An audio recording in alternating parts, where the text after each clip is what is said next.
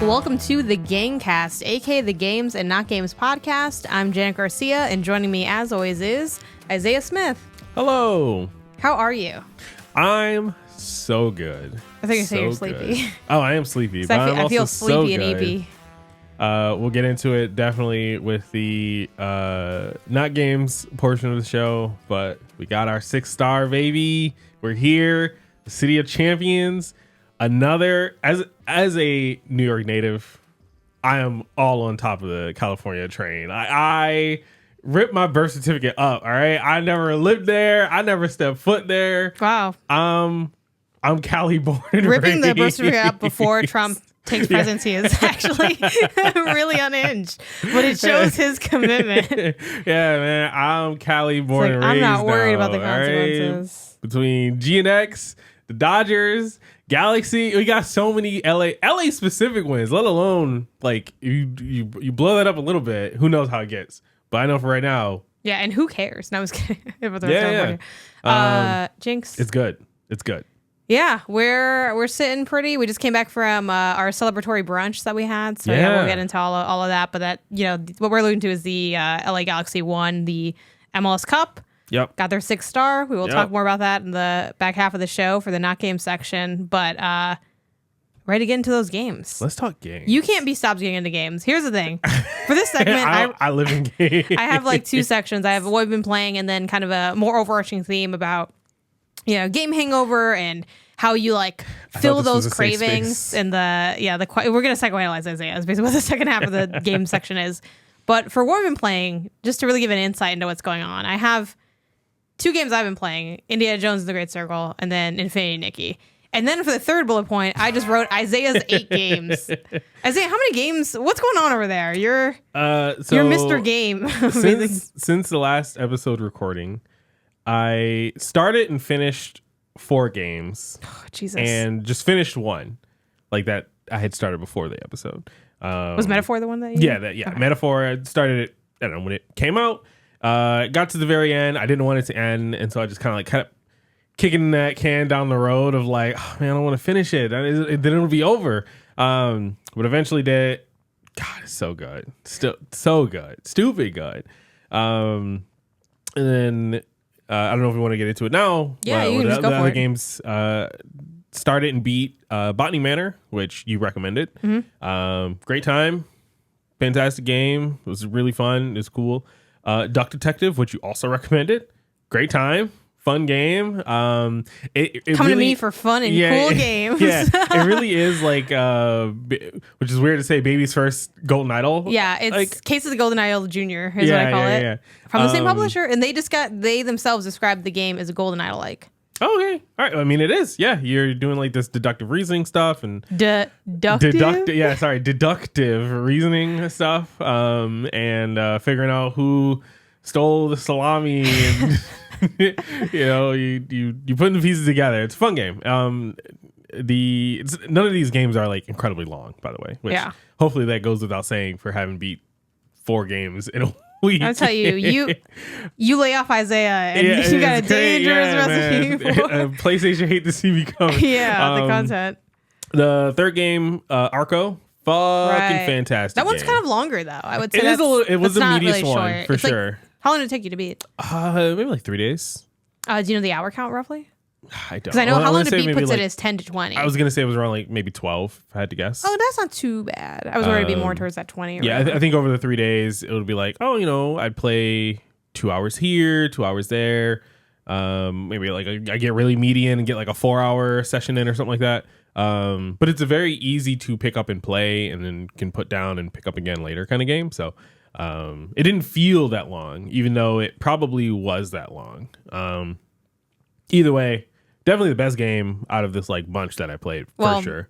Better than Metaphor Fantasia? No. I'm not counting Metaphor. Right. That's separate. Again, that's I finished it since the last recording, but I didn't start. These are the start and finish games. I feel a little salty because of the games you listed, they're all games I recommended, except technically Arco was a recommendation that I got from other people. Other people are telling me that this game is really good. Our friend Patrick recommended it. Yep. And then also our friend Jake also recommended it. So a bunch of people from MinMax like that game. For good reason. Though, again, the last Minmax episode, they were like, it kind of gets too hard. So I did mention that to you. I didn't think it did. I felt, well. Isaiah's like, sounds like a skill issue. But no. Some of the streets, the weaker streets were saying that it gets a little, it's too hard. It definitely is challenging. They were like fight. They make it really easy to just restart a fight. Like if you see you're going to lose, if you know you can't get by, you can just restart from the beginning. What is the game? Because I think you playing and talking about it was the closest I came to having a like really good understanding of it. Again, it's been explained to me many times because literally everyone I work with has separately explained the game, but I'm kind of like, I don't know. You're like on a horse and like there's bullet.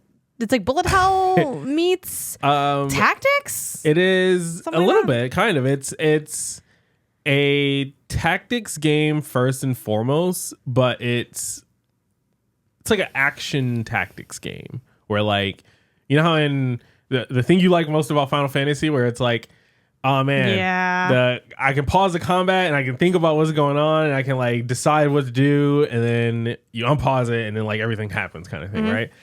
You kind of get that. Not fully. They have some mechanics in the game that put pressure on you for sure.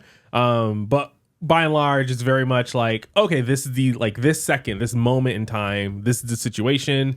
This guy over here is shooting at me. This guy's gonna try to stab me. That guy over there is reloading. I have this many mana points, this much HP. What am I gonna do? And then you are tactically deciding what to do in these like kind of frozen moments of time. Extremely good. It is jarringly good. I'm surprised more people are not talking about it, which I know people are talking about it, but I guess I'm not going to say it's better than like Balatro necessarily, but I think it does the way that like Balatro does what Balatro does. I think this does what it does to that same caliber, like so fantastic. And so I'm just surprised that I don't know, it's not for more awards or like people. It's not. I'm not going to say it's not on people's radar, but like because it got recommended to us by like two different people in like different circles. But yeah, no, I feel like not enough people are talking about it. The game is good, man. And the story there is good. It's like really good storytelling. You get it's like you know, there's chapters to the game and kind of like each chapter kind of follows like a different character and you get their story and their little vignette and it's just really everything about it is really good. Yeah, specifically with this game too, like the developers themselves have mentioned that the game has like not sold which as is like very well. And that's kind of been their uphill battle of everyone that plays it says it's really good. Anyone else want to play it? And and you know, admittedly, I'm kind of part of that problem because I'm like, I haven't gotten to it yet. So I don't know what the game called. I don't know if you have like the Steam page open or something. Like it is. I'm trying to see. It's $20. Great. I was gonna say, obviously I'm not in people's pockets. I'm not trying to be pocket watching out here or anything. But like, for the price of a movie ticket, you can get this game for the price of 2 movie tickets. All right, fine. You want to maybe you live, somewhere where far from LA. Yeah, far from LA. Fine, cool. But price of 2 movie tickets. This game is worth so much more than 2 movies. I can tell you that right now. You'll get way more enjoyment. Way more hours of like quality enjoyment. And maybe, I guess if you are listening to what it is, or maybe you play a demo or see a trailer or something, you're like, oh, this just doesn't look like it's for me, right? Like, I'm not a tactical person. I don't want to do that. Fine. You know what someone mentioned, and I forget who I can attribute this to, because someone did talk to me about this on content. They mentioned they wonder if the fact that it's pixel art kind of worked against it. It's like a lot of people were kind of burnt out on like that pixel art style. Maybe, but I think it's also like a really cool pixel. It's a little more voxely in its pixelation too. Yeah. It's not quite like they're not like hyper high fidelity. It's like it almost leans into that. Oh, this is like almost like goofy pixel art. Yeah, like when someone's bleeding, it's not like high quality blood dripping. It's just like these little like red circle sprites are just kind of like bursting out of them. Like I don't know. It's something about it. I think it's character. I think it gives it a character. It gives it a charm. I love everything about the game. I'll be getting to it. It's higher on my list now because you're like. Though I'm a little worried that I'm not gonna. Not that I don't care if I don't like it because it's like not that deep to me. But like, I'm a little worried that I'm not gonna. I don't think you need to be worried, but like I am very much excited to see like you play it and get a sense of like, are we tripping? Like, is this like I don't know? does one of the, I'm not gonna say harsh critics, but you speak it like it is. I'm very curious to see what you think.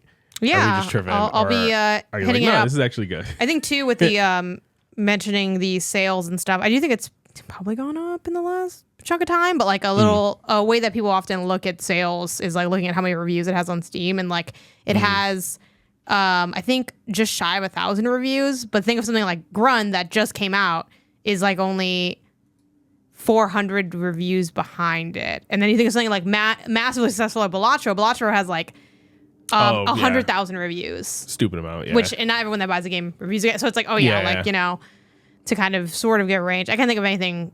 I mean, actually, I can't think of stuff that's smaller than Arco. There's some really small projects on Steam that get like very few reviews because almost no one plays them. But yeah, like we'll see how things go. Hopefully the studio's hanging in there and they can continue, you know, making their game. They're in some cool bundles too. Like they're in a bundle where you can get I Am Your Beast and Arco together and stuff like that. I've been noticing that a lot with indie games lately too on Steam. They have like these fun bundles that they're a part of, almost like a baby version of like the Humble Bundle concepts where they're like often tied through like theme, or maybe the studios just want to work together or whatever. But cool. I'll see. It's, you know, I'm not gonna lie, the streets are talking and I'm like, I hear you, but like I'm tired. I'm gonna get there later. And I'm, you know, I feel like a good amount of time the streets are right. So you're probably right. This is probably another banger. You have to play Nine Souls. That's another one people are shaking down the gates to be like, everyone needs to talk about Nine Souls. I think that's the last like really hot game that you haven't played. I guess with a light shout out to Mini Shoot Adventures. That's another one that I have seen a lot of people hype up. Mini Shoot Adventures. I told you about it yesterday. I mean, I'm sure you did. It's like Zelda, but you're in a little plane. It's kind of like schmuppy. Okay. Yes. Yeah. Where I was like, I think you should try Mission Adventures, but instead you played Little Kid Big City, which that was the last game. How did that work out for you? I think the game is fine. It was very cute. I love that as a cat owner, cat lover. The cat character has a lot of like cat charm. You know, very, very cat-like. Almost too much to where it's like it's too much of a cat. Is that what you're saying? It's like more, and maybe there's a mechanical reason to it, and I just didn't bother exploring. They give you like, you can like unlock these like cat poses and stuff, and it's like, oh, okay, is that cute, or like is that a part of some puzzle solving? You know what I mean? Like it's for just a little bit of context for Little Kitty Big City. You're kind of this cat that fell out of a window, and your whole goal is to like get back to your apartment in this big city, and you're, you know, almost like Untitled Goose Game. You're kind of like going around doing these little objectives. Maybe you're, you know, finding money for this crow. Maybe you're finding fish that gives you like climbing energy, a la Zelda, like Breath of the Wild. Whatever, you're doing all these different things, and eventually you just get back to your apartment, and they're like, all right, cool, there's more to do in the city. If you want, you can go back down, you can come back up, you can stop here. I was like, all right, I'm just gonna stop here. Like, I had my fill. Fun game, chill game. I don't necessarily recommend it, but I don't not recommend it either. I think it's like, if you like cat, if you see it and you're like, oh, this is cute, then I totally recommend it. If you are looking for Untitled Goose Game, I think you can find something better elsewhere.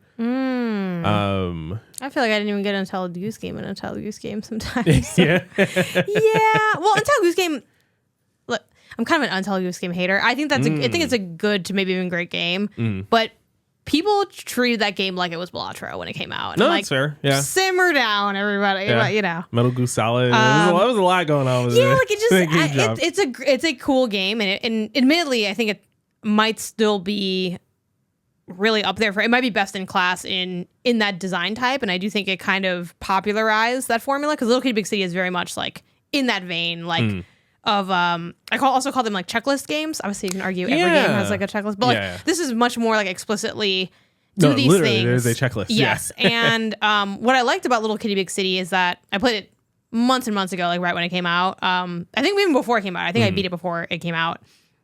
And what I liked about it is that the checklist isn't necessarily directly surfaced to you. The checklist is like kind of unveiled in part through exploration. And I thought that was really fun. Yeah. And I felt like this was, even though they're kind of similar quality, I felt like for everyone, the way like I pitched this game to people is for people that didn't feel like Stray was enough like of a cat simulator. What you wanted is Little Kitty Big City. Yeah, I can see that. So, yeah, you get little hats, and yeah, I think the poses are just for like the photo mode of it and stuff like that. Which is again really good. I think that cat. It's very cute. Is very, very cute. It's very charming. But coming off of Metaphor Vintagio, yeah, it's like, all right, I want a little bit more. I was trying to find. The reason, and this kind of comes into our bigger topic of the, game hangover and the quest for fun is how I've named it, which is funnily enough a very Indiana Jones naming. Indiana Jones: The Great Circle. It is. Isaiah, the game hangover and the quest for fun. But I recommended Little Kitty Big City to you because I don't want to misword it. How did you word what was going through your head last night? Man, you were in a dark place. Take me to that dark place in great detail. Yeah. Okay. So it started off with us celebrating the win of our team winning the MLS Cup Championship. Very, very exciting time. Tons of positivity. Rah, rah, yay, yay. Right. Cool. We, got food on the way home, came back, ate a great dinner. Food was great. Hung out with Edwin. We put the game on again because it was on like Fox. Then after that, like watched some of the goals that happened and was, chatting about like, oh yeah, man, the stadium was crazy, blah, blah, blah. And then around like, I would say 8:00, it just went downhill. I don't know what. I think I gave you the line of like, there was something about we had too much positivity too early in the day, and so now like I forget what it was. Said I think I wrote it down somewhere. You said that we had fun too early. Yeah, like the fun was too front loaded in the day. Yeah, there was too much fun too early in the day. And then it ruined the rest of the night because it's like, well, there's no way we can touch that. We can't top that. You know what? I'm just going to go out there and say on record that I blame Marvel's Rivals because I think, which is a game I can barely say. That is another game. Well, Marvel. Is it Marvel's like possessive, right? Marvel's Rivals? Like whose rivals? Whose rivals? Yeah. Marvel's Rivals. I think I think it's Marvel Rivals. Really? That's so hard to say, bro. Marvel Rival. It's Marvel. Marvel Rivals.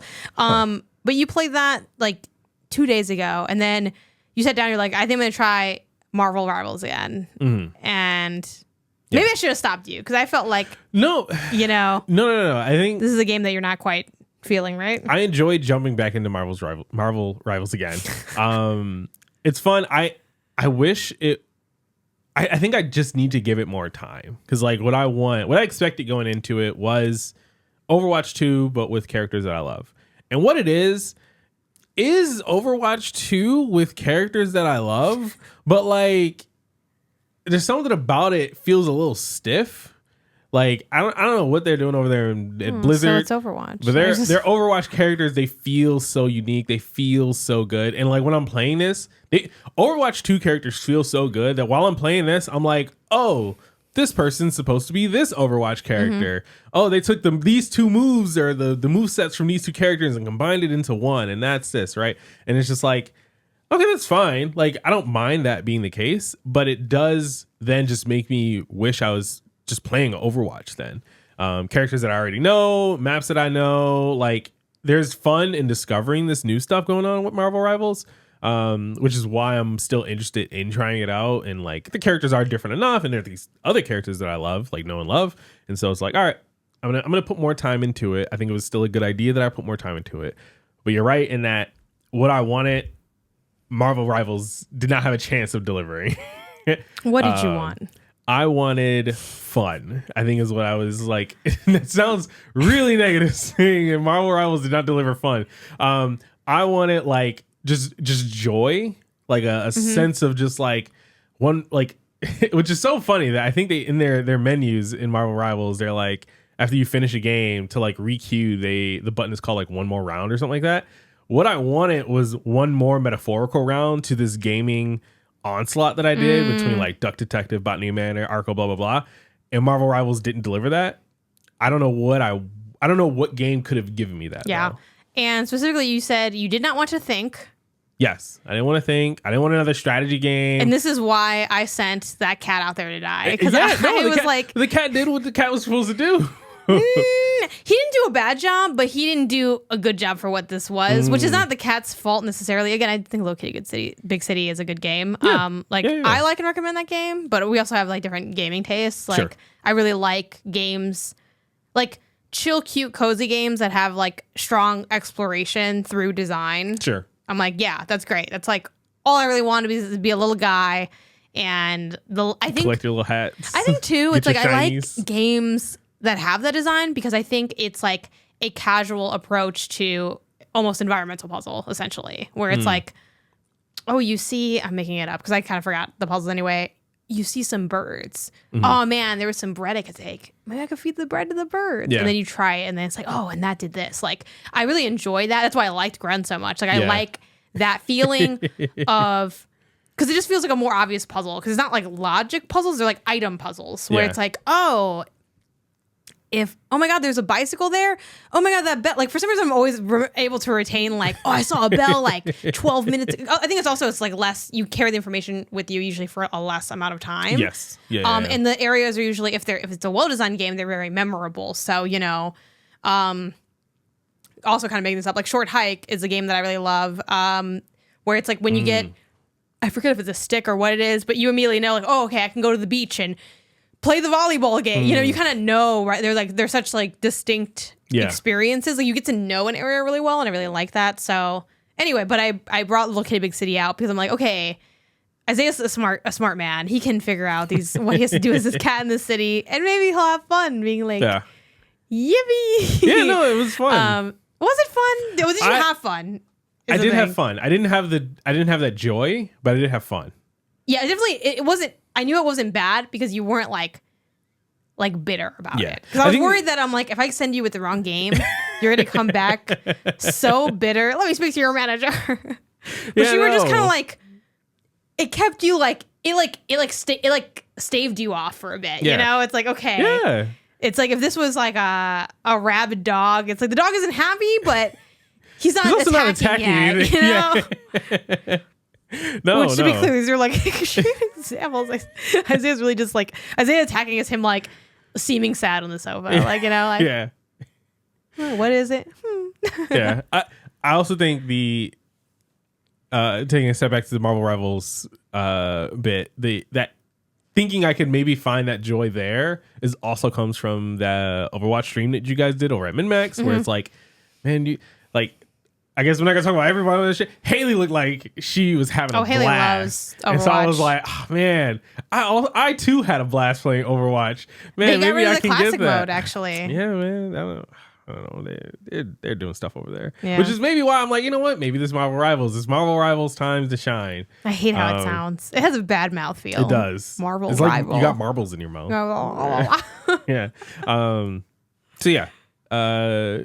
Ultimately, still looking, I think, for that joy. There's a couple other games. Maybe I think Nine Souls could be fun. I think Nine Souls could give me that joy that I'm looking for. It's a bit thinky though, but maybe now that it's a new day, like combat. It is combat, but that's still thinking. That's true. Like when you say like brain off, it's like to me that's like a game you can play if you were drunk. Like that's when I think of a game that you don't have to think about. It's like. Maybe not wasted, but like, oh, I could be like a few beers in and I could play this. That's to me a no thinky game. When I say brain off, I mean more like that flow state. I mean like you're inebriated.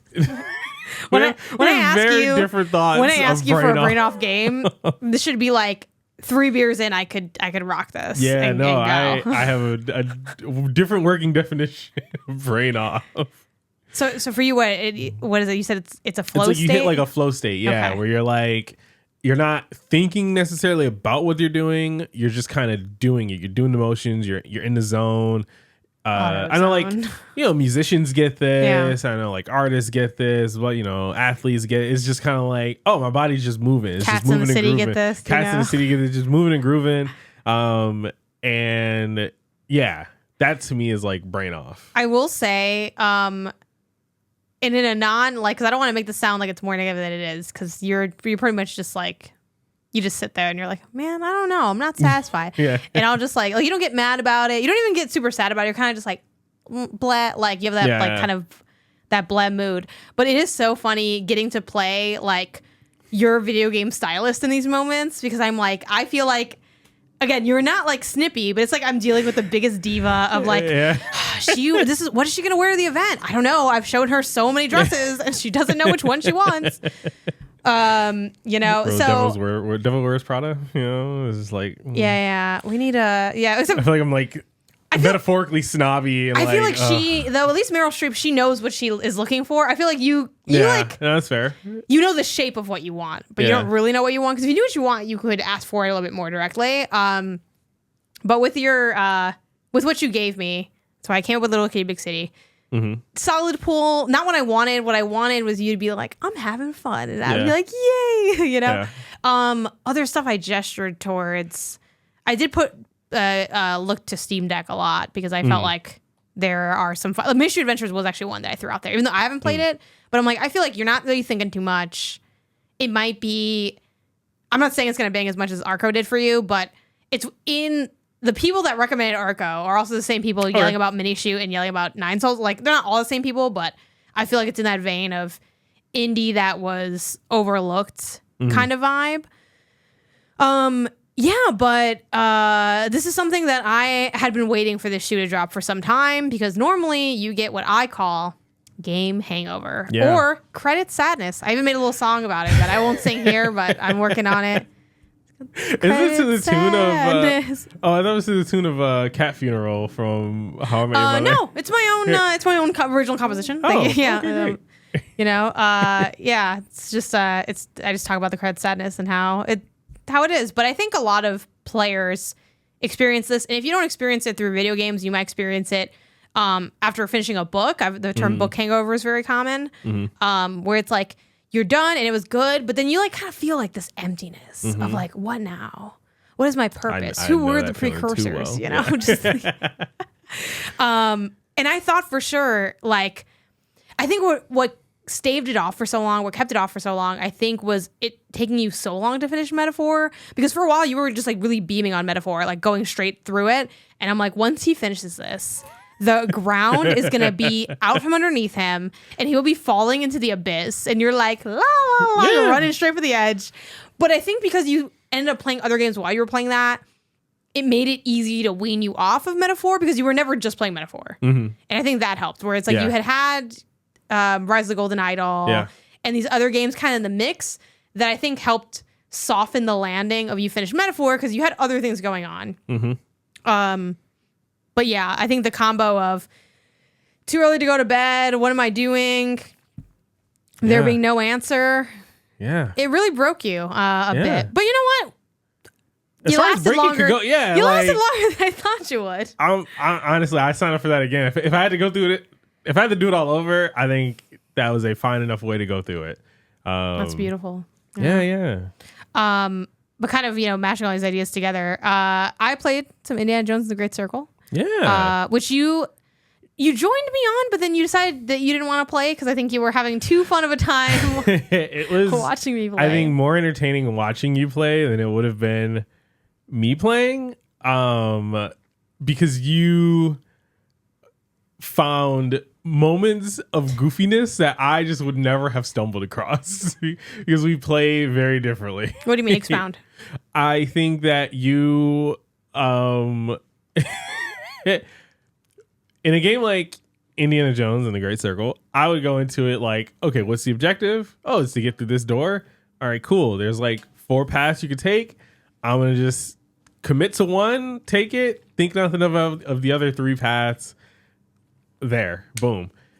You came in with but what was in those other 3 paths? Other 4 paths, like you're like a little bit more exploratory. You want to see where the people are. You want to look at the stuff. You want to pick up items. You're looking for your adventure points so you can read your books and get new skills for like random things. Like you were just much more, not simming, but like you were Indiana Jones, and I would have just been I was going on an Indiana Jones adventure. Indiana Jones as I want him to be, not how he is. Yeah. Because I don't think I think a lot of things I did.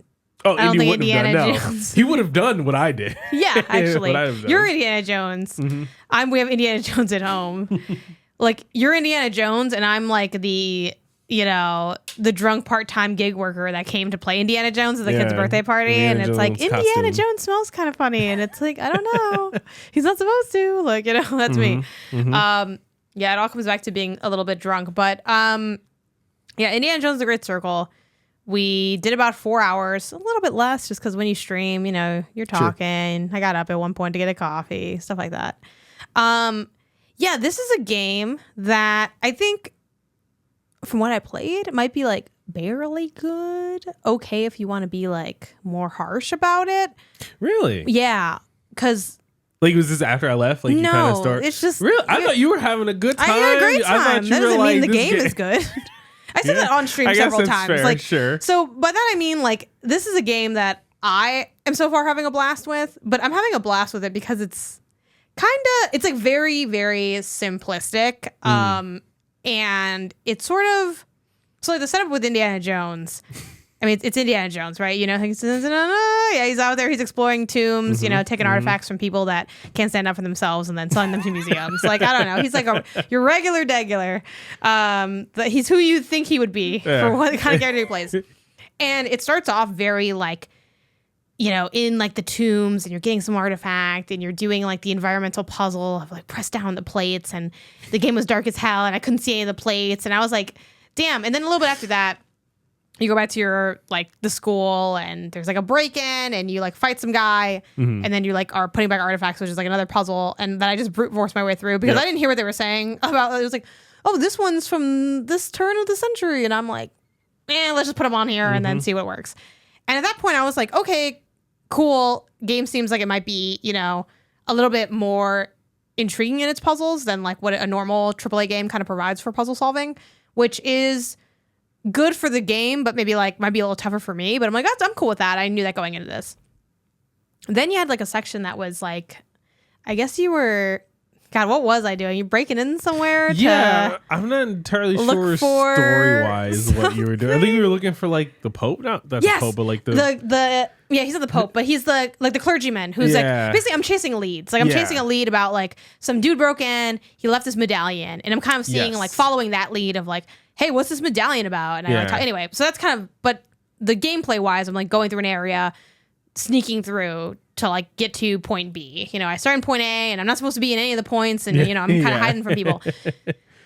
And when I first got there and I walked and then immediately someone saw me and I had to like kill him or whatever and knock him out. I was like, oh, okay, like you're gonna have to really stealth around here because like I just took 2 steps, like I just didn't think about the area and boom, like I got caught. Okay. Not true for the rest of the level. There's like really big spaces and you have one guy, maybe 2 guys, and that's kind of it. Now, again, I'm early in the game, so I don't want to be too formal on my opinion of the game in general because I know I'm going to play more and I haven't beaten it yet.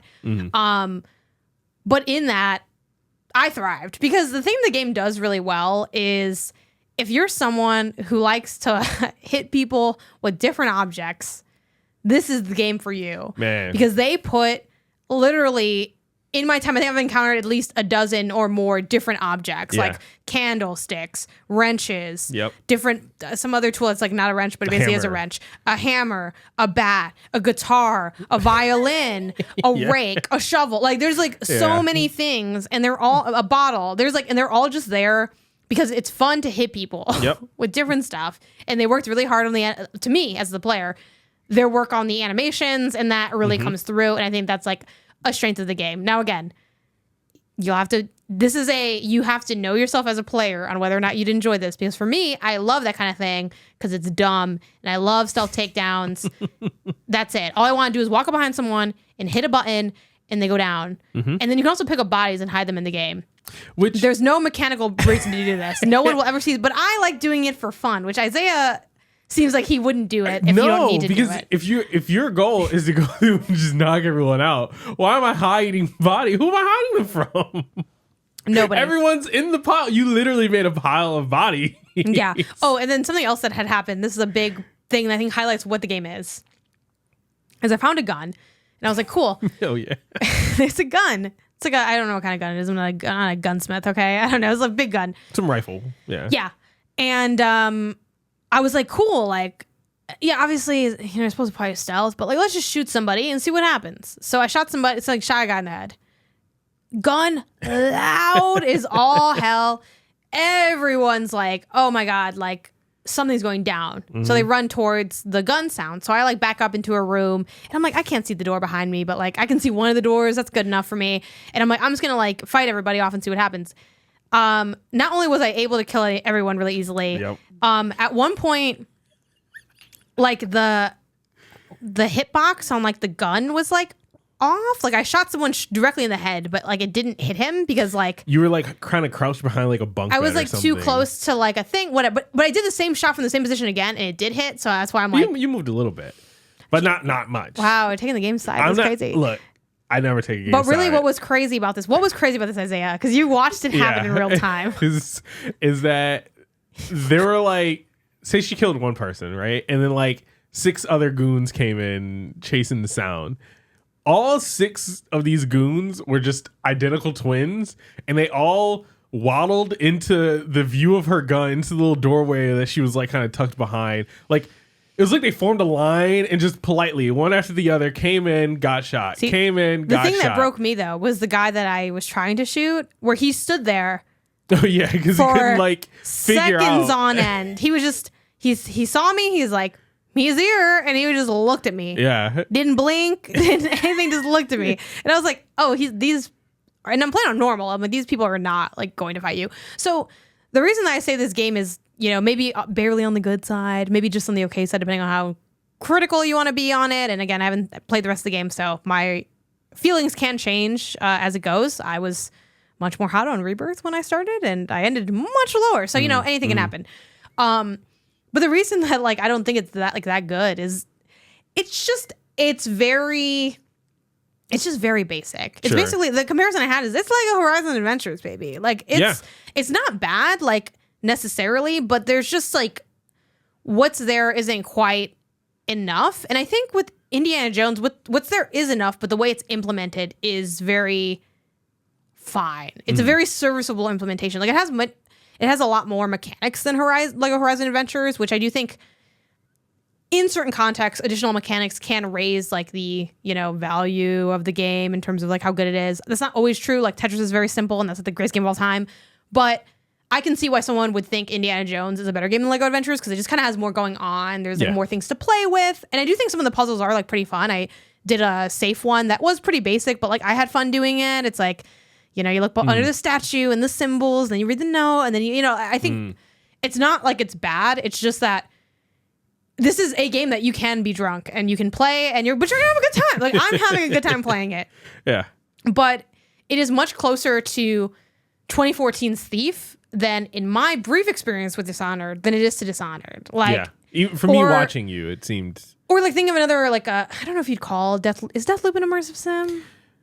Yeah. Kind of. It has elements like you think of games that have done this kind of thing really well, and like Indiana Jones ain't making that list for me. No. Maybe for other critics, sure. For me, now hell no. Like it's just very stripped down and simplistic. So and that's why like if you're not someone that's like, I just love to knock people out.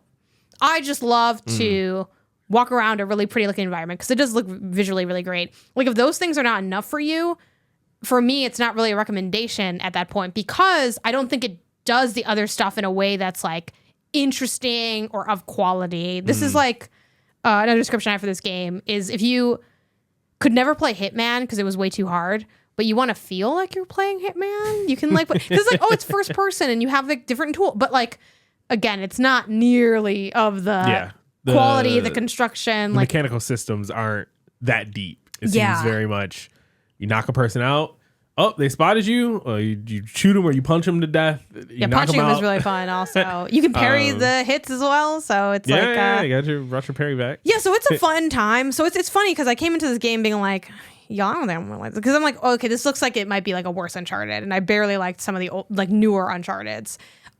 This is not, it's just like it plays way differently than that. So like that didn't even end up being relevant.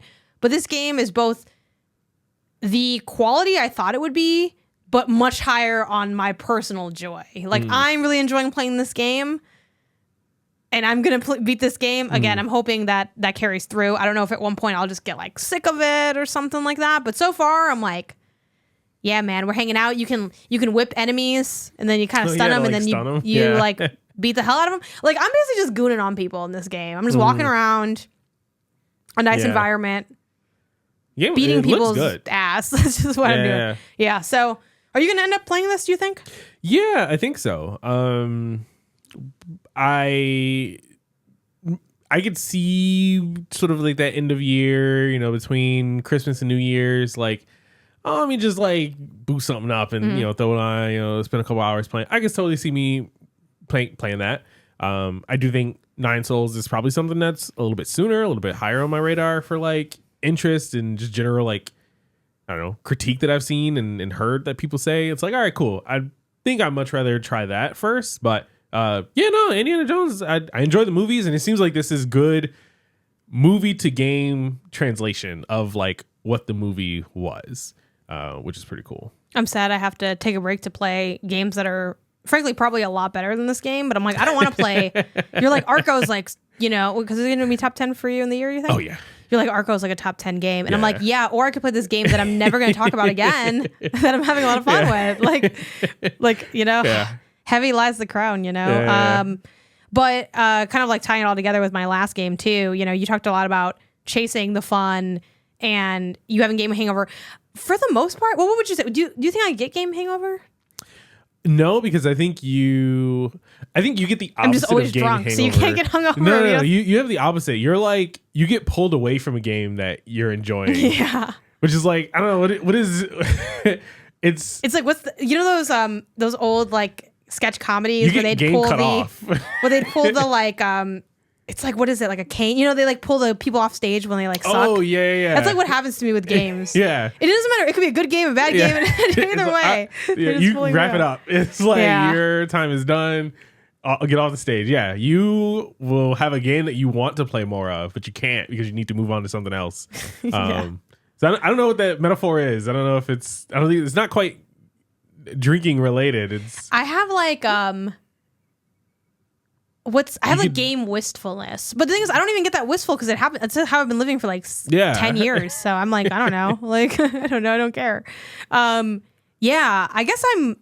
guess that's a blessing because I don't really get the thing you have, which is like that, like, and I think that's why too, like it's hard for me to relate to you in that sense because it's just like I say, you know what I would do if I didn't have to play anything. Like, you think I'd be different? Look. Astro Duel seems like it could be a good game, but I don't want to play Astro Duel 2. I'm just going to play it because I want to be nice and check out stuff that my colleagues are into. It could be a good game.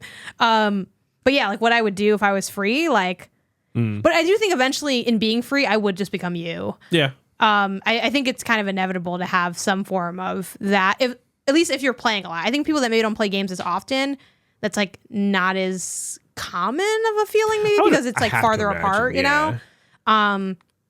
Which is honestly probably most people who play games, right? It's like, oh, you beat the normies, 3 to 4 games a year, like, you know, meteor games. Maybe you have one that you're just constantly going back to, you know, your Fortnite, your League of Legends, your Dota, your something where it's like, oh, this is just a service game. I'm just playing it all the time, every year, back to back, new season drops, something like that. For the people outside of that who beat a handful of games a year, they probably don't feel this. Yeah, I have to imagine. This is your cross to bear, but like I also just end up, because I get pulled away from games, I think the other reason I don't have this need to chase the good feeling is that I know where the good is. Yeah. I just can't get to it. You lead those to the prize. Yeah, like I know exactly what if for some reason I caught up on everything, I knew exactly what I'd do. I'd go back and I'd keep working on Metaphor. You know, maybe we'd play more Baldur's Gate, even though Baldur's Gate, I love that game. I think it's a fantastic game. But it is kind of like a, you know, you gotta like, I do feel like it's a game that you need at least like an hour of time if you're gonna sit down and play it. You can't chip away. Well, at least Metaphor, I keep wanting to do my dream, Isaiah. I have such a dream of the 1 day a day minimum to help me progress because it is really long is the thing. I like it, but it is very long. You will eventually beat it. Yeah. And you know, I would add into that more than that as well at some point, but it's like if I just do at least 1 day a day, I'll be doing more. Like I haven't played that game in weeks since that last time you made me play it. You're like, you're never gonna play this game again. I sat down, I was like, this is fun, and then I had to leave again. Yeah. So I do want to do that. Like I would do that. I definitely would go back to that Huff-ass Indiana Jones game. Like, yeah, let's go. Let's go. Yeah, man, like I want to find out what's going on with also, is that the Great Circle? This is the fucking stone he picked up? I don't know. And I don't care. I'm just down to throw things at people.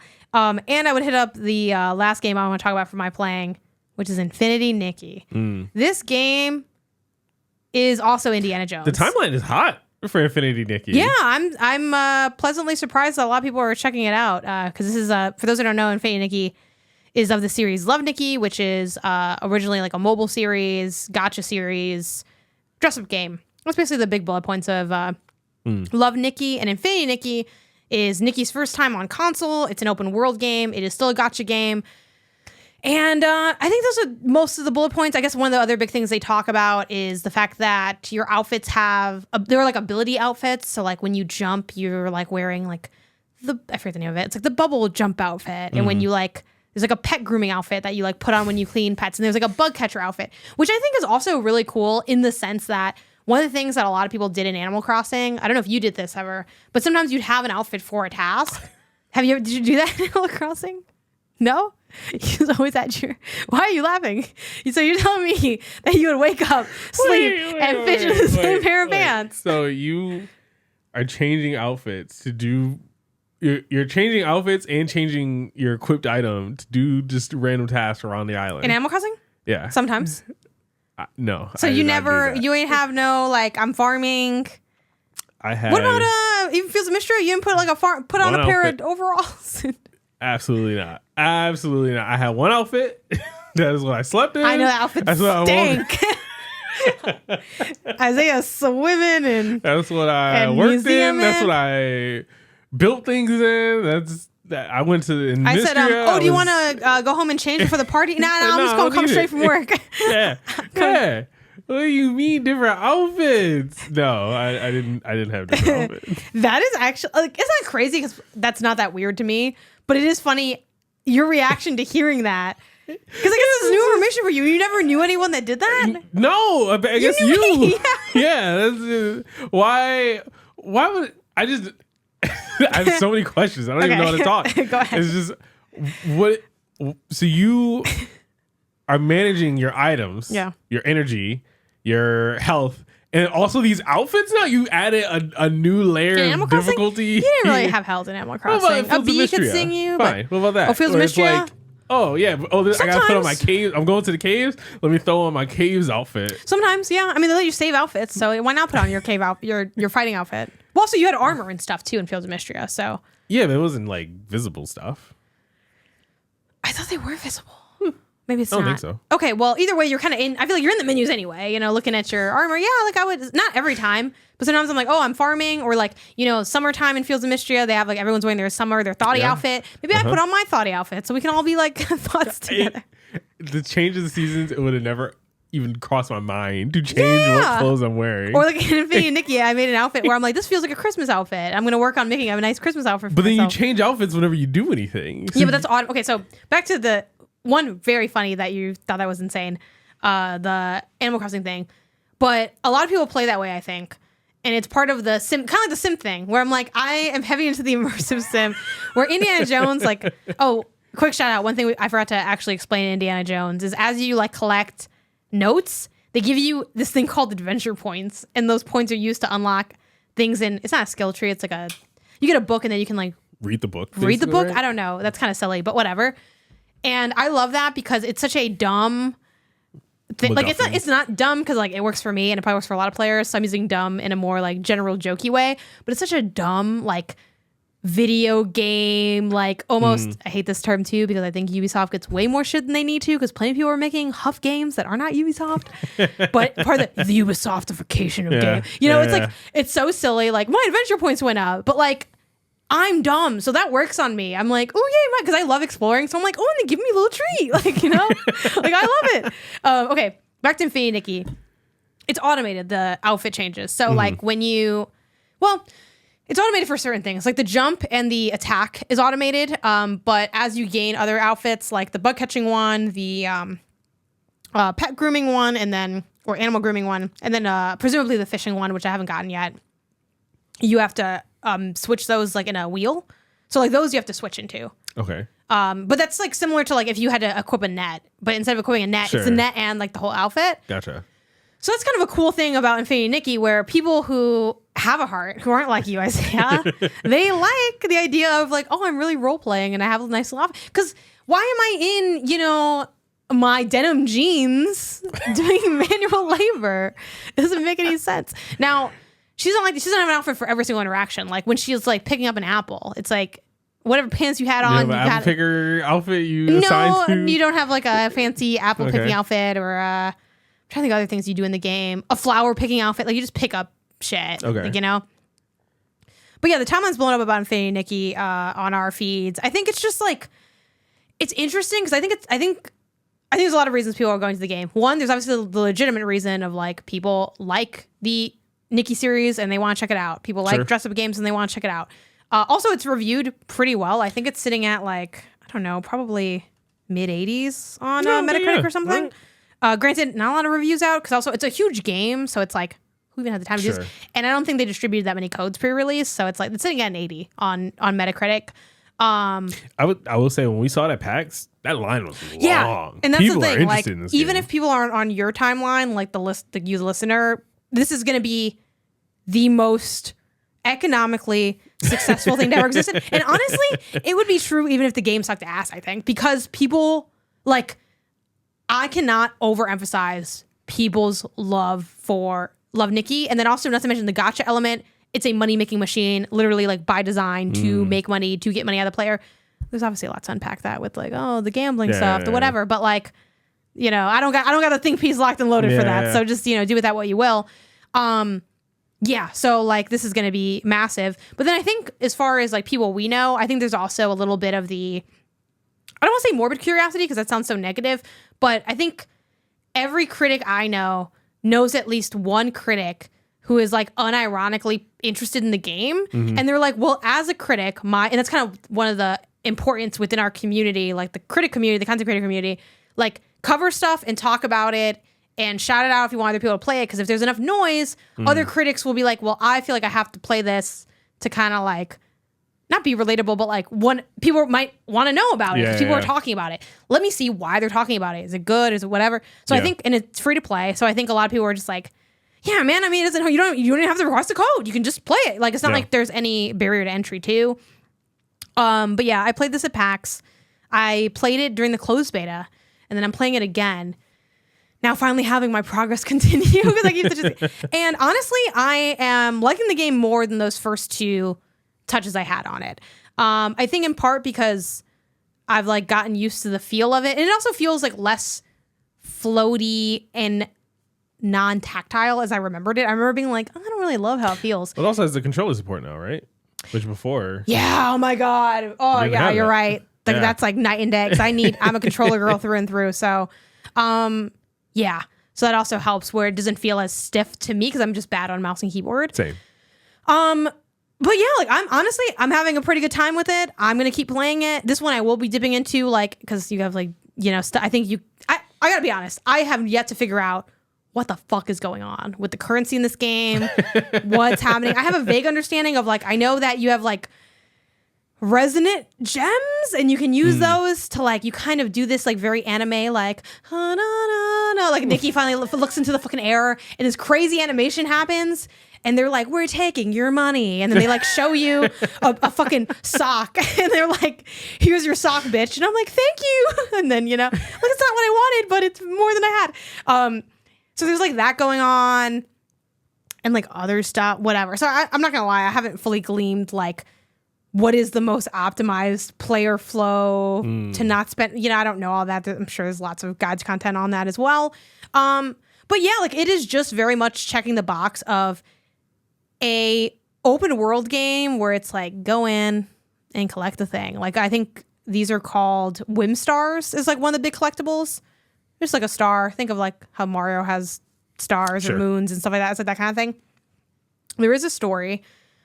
The story is like basic bad anime, like still mid anime story of. Well, go ahead. We're gonna watch some anime over the break. I can tell you that right now. Well, I need to figure that out. Well, I feel like it's maybe mid anime because it's not that interesting, but it is kind of whimsical and dumb, and to me that's like kind of what bad anime or mid anime is, where I don't know, someone's there and they're like the threads of reunion, which frankly also language from Final Fantasy VII, which also might kind of be mid anime bullshit, just kind of thrown out there. Yeah, it's like people are going into these comas, and I haven't found this out yet narratively, but basically the world's like centered. We need Sarah Pozorski to come in to really give the accurate lore. But it's like there's like these wishes you can make. Okay. With this wishing tree and shit or whatever, and you need the special wish paper to do it. And basically I think someone's like selling like bootleg wish paper, and if you wish with that, like you go into a coma. I'm not joking. That's like what the story is. Selling knockoff wish paper? Something like that. Something like that. I might be messing that up because admittedly, that element of the story, right now I'm at the part where people are going into comas and someone went missing and we don't know why. But Sarah had gotten further in the closed beta, and I remember her reporting back to fill in the gap of like, it's like bootleg wish paper. So I haven't hit that part yet in my playthrough, but like, I still haven't caught up to where I was in the closed beta narratively, but I have probably put more time than I did in the closed beta because I've played like, I don't know, maybe like 2, maybe 3 hours. Honestly, the time flies by in Infinity Nikki a little bit. So you're getting like clothes all the time. I think they're pretty good at like giving you a lot of clothes too. Like you get like clothes just from quests. You also, sometimes you don't get clothes, but you get, what are they called? Sketches, where it's like it's basically like, lore wise, like, oh, you're like, it's like you sketched up, like you have a sketch for the clothing, but you can't you don't have the clothing. You have to make it. Yeah. So in those instances, like you might get a sketch for like, if I had a sketch for like maybe, my LA Galaxy outfit, right? And then let me put in terms you can understand. It's like, oh, LA Galaxy fit. And then it'll like show the items like a jersey, a pair of jeans, a scarf, like a hat or something. And I really want there to be I hope the mod community gets a hold of this game because that will be a fantastic time. I would love that. And sidebar to that, I haven't played enough, so I'm optimistic, but I do think games like this tend to veer more girly, fantasy, whimsical, which I like. I think that's fine, but I would like games like this to hit a little bit more street style stuff because that's how I actually dress in real life. Like I don't really actually wear a big flowing gown, And not only do I not wear that, but like I lean a little bit more in the like I'm trying to enter my suit era and stuff. I'm just like a little bit less like into that in real life. But I love fashion. I love clothes. So it's like I always wish that there was more street style and stuff. And it does seem like they have like other styles that aren't just like more I guess like feminine kind of dresses and stuff like that, like ways of dress. But like, let's say you have that Galaxy outfit, right? And then it would say like the craft materials you need, and it's like, oh, 3 things of wool, like the fucking juice of a bee or some bullshit. I don't know, whatever there is, right? And then when you have it, you can craft it, and then you get that outfit. So those are like the 2 ways to kind of get. Do outfits give you clothes. Like skills or something? Like you said you're like, oh, maybe I did this. Like the gotcha part of it gives you pieces of clothing, presumably. Are there like stat boosts to these clothes where there's like an incentive to make an outfit around like these shoes that give you extra attack damage or something? Like I'm really early in the game, so not in the way you're describing. I think more the point of having a lot of clothes besides the like I like clothes. Like frankly, that's the number one appeal point. It's like I like that dress because it looks cool. Kind of like Fortnite and skins. Like what's the point of getting skins? They're cool, and I want to be Vegeta so I can do the Dougie on my enemies, like, which is awesome. Yeah, all right, and, cool. and that's how I feel when I get my fairy gown in Infinity. I get it. But there is I haven't done this part of the game, but there are stylists. I might be butchering like the names for these things, but it's kind of like stylist battles you can do where I could like face someone and be like, okay, who can make the sexiest outfit? And then I have to make an outfit that has like.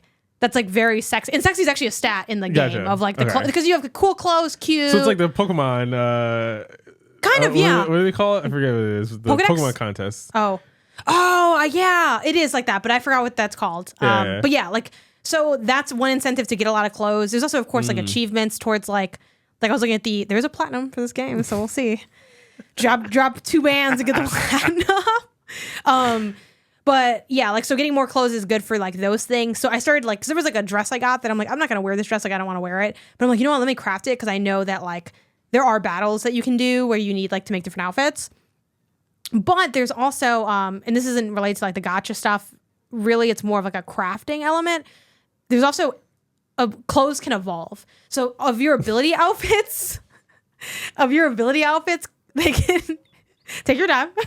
Of your ability outfits can level up. I don't know if there's a mechanical layer to that leveling up. I tried reading into it like in the menus, and it didn't seem to say that there was a mechanical layer. Maybe there's a mechanical layer later, because there seems to be like a lot of evolution. So like I evolved my first piece of clothing yesterday. Okay.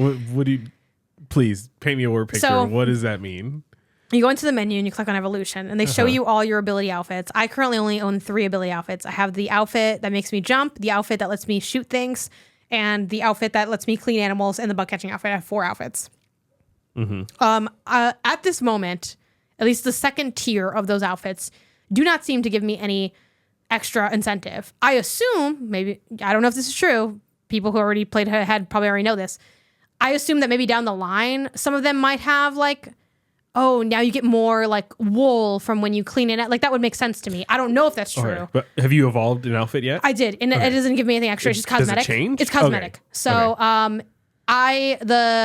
the animal cleaning outfit that you get, it's like, I'm trying to remember what it looked like. It's very like cute. It's like a little apron. You have like a little hat. It's got like little ears or something. It's cute, but it's like a pastel-y color. And the one that you can evolve into, I don't know what animal it's supposed to be like. To me, it's like kind of almost like cow print. It's like black and white, and it's got like little paw prints and stuff. And I'm like, oh, that looks cooler to me, and it's more my style.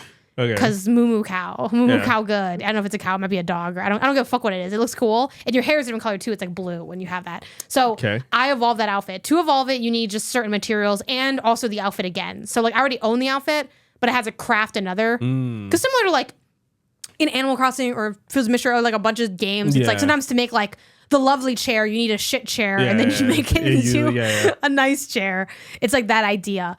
And then I can like, so now it's like, oh, cool. I like look different when I do my stuff. And I think a lot of this stuff does sound like kind of, you know, silly and granular, I think, to the outside looking in, but like it's stuff like this that's going to help as your hour count gains. Because like one of the worst things that can happen in like any type of sim, because this is like an open world sim, essentially. Open world dress up sim is basically what this game is you want to keep playing, but at a certain point, if you don't have things to do, now you're like, I'm wasting my time, obviously, versus as if the other time wasn't also a waste of time. I mean, these are hobbies, so inherently they're time burner thing. All gaming is a waste of time when you think of it in terms of pouring in time. But for a lot of people, especially a game like this, where it's like, if you're playing Infinity Nikki, not exclusively, but the odds are you're playing it because you like clothes and you like the idea of dressing up an avatar in different outfits. That is probably why you're playing. Not exclusively. I know some people are like, I just want to check out the open world. That's cool. I'm not judging you. I'm just saying. I'm just saying that for a lot of people, that is the main incentive. You know, in Animal Crossing, at least New Horizons, because I know the other ones are different. It's like the incentive is like, I want to make a cool island. And along the way, you know, have villager, or maybe you're like, I really want a certain village. Like everyone has that thing they're chasing, but they want the excuse on how to put in time. Yeah. And what I like about Infinity Nikki, it's like, I just want to run around, make little outfits, and I just pick up crap. Like I'm just collecting the apple. I don't even know any. Everything I see, I pick it up. Bing, bing, bing, bing. I'm getting coins. Like I'm just. The sound design sounds a lot better than the noise I'm making. But it's like I want to get things because it feels good in my lizard brain to get things. And now you're giving me stuff to do with the things I get.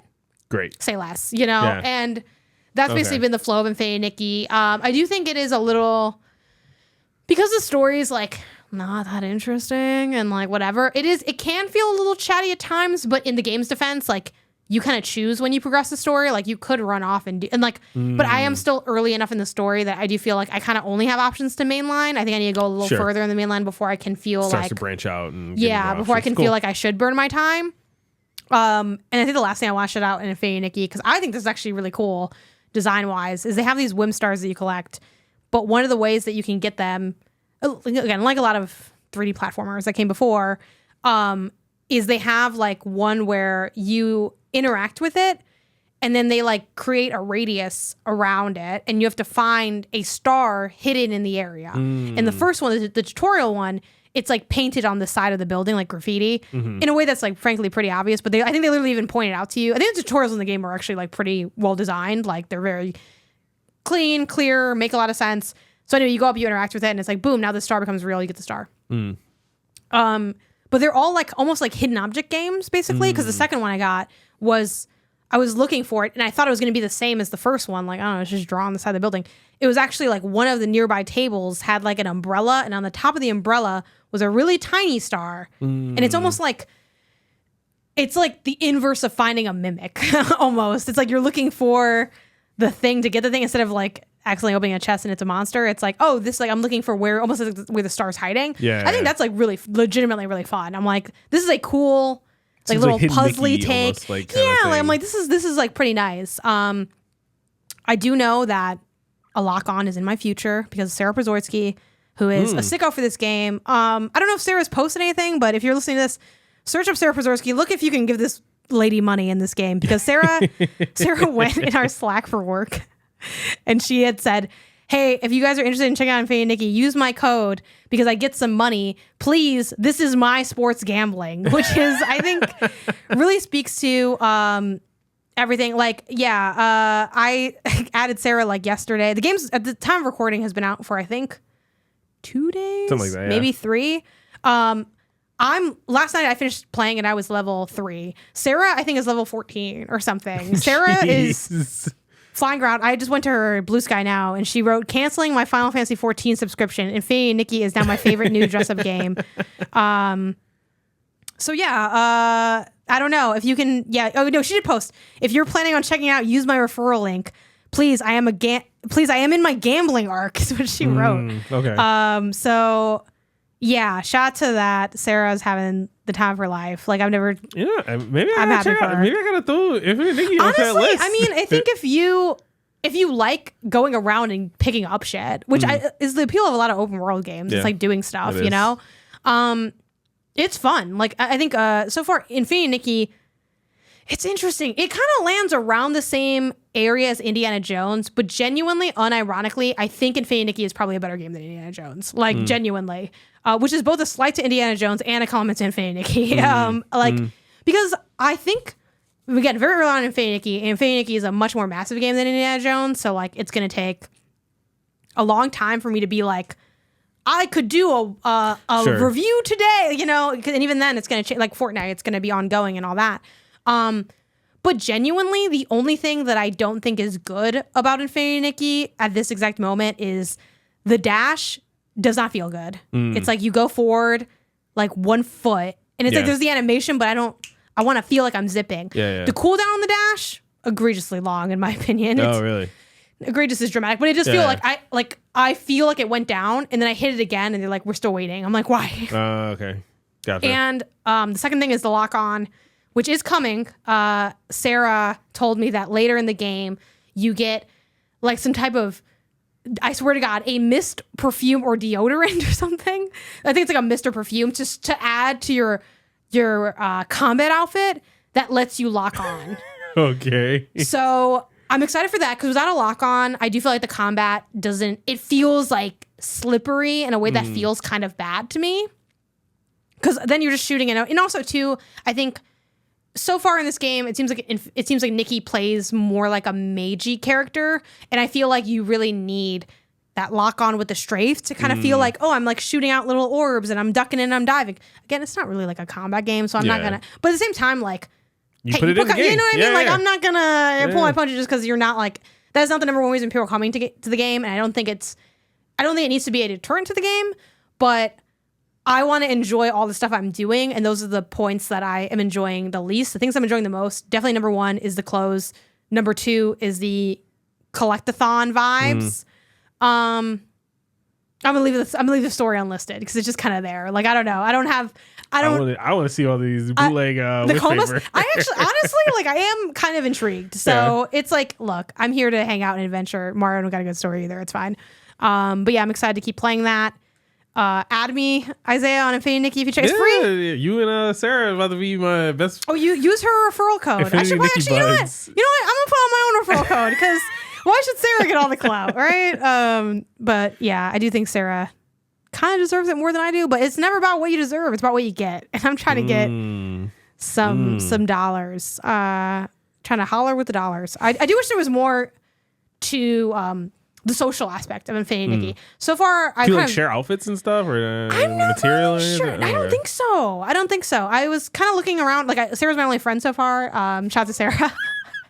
It sounds really sad. I have one friend. Her name's Sarah. I have the friend the game gives you, which is the NPC. Yeah. I did write to Sarah in the chat because you can send messages to people, but you can't attach like photos, like in-game photos, which I think is kind of what I thought I could be like, oh, show, here's my outfit. I just wrote like, you're already level 14. That's crazy. And I like sent it. We'll see if she responds. I messaged you on Infinity Nikki. Yeah. Please respond.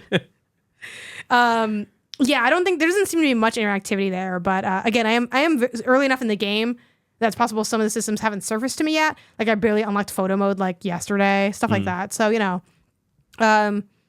but walk around, take a walk with me through. Oh fuck, something with an M is the name of the land. But yeah, I'll be definitely playing more of that, and yeah, that's how I'm getting so it's like the quest for fun to tie it all back before we close out the game segment. I got my fun ready to go. I got fun locked and loaded and ready. So as soon as you get your time, you're jumping into your. I mean, with Infinity Nikki, I'm dead ass. I'm hitting it up every day just to see like what because I do think they fill. Right. I think they refill like one of the currencies. I think. Again, I'm really confused on the currencies, but it's like, yeah, let me try to like roll for some outfits. Let me do a couple quests, pick up a couple things. Like it does also feel, because it's so open, it feels a lot easier to play 30 minutes of that and feel like you did something rather than like a lot of other games, it just feel like, oh, you kind of got to sit down, or I'm in the middle of this big mission. It's like, these are quick. You're in, you're out. You got a new pair of pants. You put the pants together, Yeah. Yeah. So it's been pretty fun. And yeah, that's my stuff. If you're looking for fun, Isaiah, Infinity Nikki, I'm gonna hit it up. Has been there the whole time. I'm gonna hit it up. I'm gonna see what it's about. I'm gonna make my little outfits, and I guess so. We'll come back to this for sure. I don't think this is the last time we'll talk about Infinity Nikki on this podcast. For better or for worse, I think we'll talk about it again at some point. So at least then I'll have a little bit more information. Yeah, I want to see. You can make Tatiana. Yeah, the character you was making the games. Bad bitch. She bad. Again, once the mods hit, it's over. Yeah, I don't know how the mod support will look for. I don't know how mod support works for like games. I'm gonna put like Jason. I'm gonna have a Galaxy jersey. It's gonna be crazy. I do think it'd be fun if they had stuff like that, but also, I don't think that's gonna happen for a lot of reasons. Hey man, The Sims have all types of mods. Infinity Nikki Jordans did just come to Fortnite. That was an update. Yeah, who knows? All right, we don't know what Nucky's doing behind the scenes. They might be partnering with who knows what. So yeah, we'll swing back and find out if Isaiah can find fun in Infinity Nikki. And now for not games, which oddly enough is the ultimate game. Yeah. The MLS Cup. If you have learned through osmosis, remember what we said at the top of the show, and or follow us on social media, you already know that the LA Galaxy are the champions. Society's number one 2024 MLS Cup champions. It's been the wildest We did it, time. Isaiah. Yeah, we did it. Yes. When they held that up, I knew that Yoshida was looking at us specifically. He could see us reflected in the Tiffany and Comedy trophy. Yeah. Really thanking us for coming to these games and helping them. Hey, they're always saying we want to thank the fan. That's us. It is. That's us. It's a lot of other people too, but that is us. We're fans. We're a fan. I was thinking the same thing. The LA Galaxy won MLS Cup. Last week we didn't talk about it, but they won the Western Conference Championship. Yeah. And I know you had your own funky, I don't know, attitude, for lack of a better word. I was trying to be all like, hey, even if they don't win the MLS Cup, we're still the Western Conference champions. We still did it. We still won something. We can still get gear for that. Blah blah blah. And you were like, man. I said I don't want no funky ass loser ass Western Conference champion gear. If we did lose, I would have definitely, and it is a great accomplishment to win the Western Conference. But it is a better accomplishment. / the Eastern Conference. That is definitely a accomplishment. But for me, it is not an accomplishment that makes me want merch for it. Because I guess that's fair. if I'm getting merch for an accomplishment and it's the Western Conference, that probably means that they didn't win. Like I don't want merch. I don't want merch the year that like, oh yeah, when you guys won it, and then remember when you lost the next game? That was crazy. Like I don't want that. Now, if you gave me a Western Conference hoodie now, that's lit because like we also won the other one. It's not as lit though as the cup. So then like in what context am I getting this Western Conference? The thing is, I'm probably not getting Western Conference merch. If I see some merch that's really dope, maybe. But also I was at that MLS store and it ugged in the ugly. I was not into it. What did you? Well, we're kind of getting ahead of ourselves, but I do want to hear your answer to that, and then we'll zoom back out for the process and all that. But yeah, the MLS Cup, the MLS store merch. I think it suffers from what most early championship gear suffers from, and it's just that they don't know who's gonna win. So instead of really digging deep into either team and giving like a whole plethora of gear options, it's like we'll just have something basic in the very beginning. If you want to buy something the night of, the day of the win, blah blah blah, we'll have something to sell you. But then once we know, okay, this team won, let's really dig into making more designs for that team specifically. I think they hedge their bets. You know what I mean? Yeah. And it makes sense. I get that. I do wish the generic kind of like first draft of championship gear was nicer. I do think, I don't know if I swear to God, they might add this morning. This isn't great, but this is better to me. I'll kind of describe for podcast listeners. It's like, it says 2024 champs. There's like a soccer ball in the middle. It's kind of like a crusty look. It says Los Angeles. And then it has the LA Galaxy crest, which I hate the Los Angeles LA Galaxy. Like it just like LA twice. Like I'm not a big fan of that construction. But this is at least like cool. You look at it and it's like we won the championship versus the merch they have now for, people that kind of want to know what it looks like. It's like a silhouette of the trophy and it says like MLS Cup Champions with like that little ribbon. It's like, which is what the trophy has. Yes. It kind of has that like ribbon. Oh, I mean like the outer ribbon that they have here. Oh. Like it's got like a... Oh, yeah. It's like basically when you are journaling for the first time and you want to decorate your journal, but you can't draw, you draw that little ribbon thing. And and then it has like a crest at the bottom. It's just kind of like...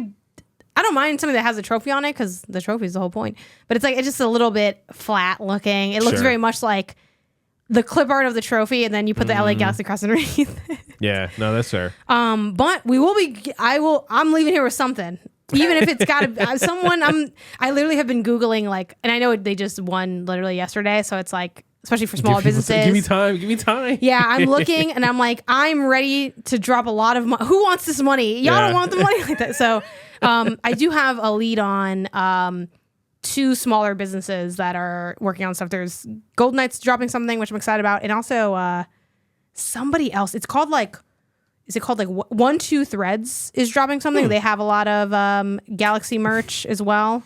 Like they have this one out here. It's like kind of like a group picture Champions thing. It's not like, oh my God, I'm absolutely obsessed with it. But it's, I just want something that's like, I want something, it don't really matter. Like versus, I was a little bit more, I'm a little more selective with general Galaxy merch because there's so much of it, right? It's like, hey, if you want a Galaxy t-shirt and you want one that you're excited about, wait until you find one you're excited about. You'll probably find one that you really like be options at some point. This is like a very specific event that's also timely. So it's like, I'm just looking at, let me cobble at least one thing. I think worst case scenario, definitely a scarf. It's probably going to be a fun one to get at some point. Even the scarf they have now is like, fine, I'm not in love with it. It's MLS Cup Champions. It's got a 6-star. Cool. Like, I'll pick that up. If there's no better scarf option, I will be wearing that scarf. But to go back to, in a way, the beginning, we had alluded to this and mentioned it a bit on the show, but how we haven't ended up at the MLS Cup as, individuals getting to attend it. We got the season tickets for the 2025 season. And one of the perks is you get the option to like buy into the MLS Cup attendance. Which I was very pleasantly surprised to learn that they let us do that this year because we're 25 season ticket holders. I thought for sure this round would be like, well, that's for our 2024 season ticket. Yeah. But they're like, no, it's just any season ticket holder. Not only that, but like all the perks of a season ticket holder we got now. Like basically immediately after buying in. It's like, oh, okay, cool. Like the discounts that you can get at the store and the vendors and stuff like that. I'm assuming the gifts they give out to season ticket holders just happens like kind of at the beginning of a season, so we probably missed out on that. But the MLS Cup attendant, like again, like the ticket things there we got access to. And also some like World Cup stuff that they kind of are doing partnership kind of stuff with. We get access to.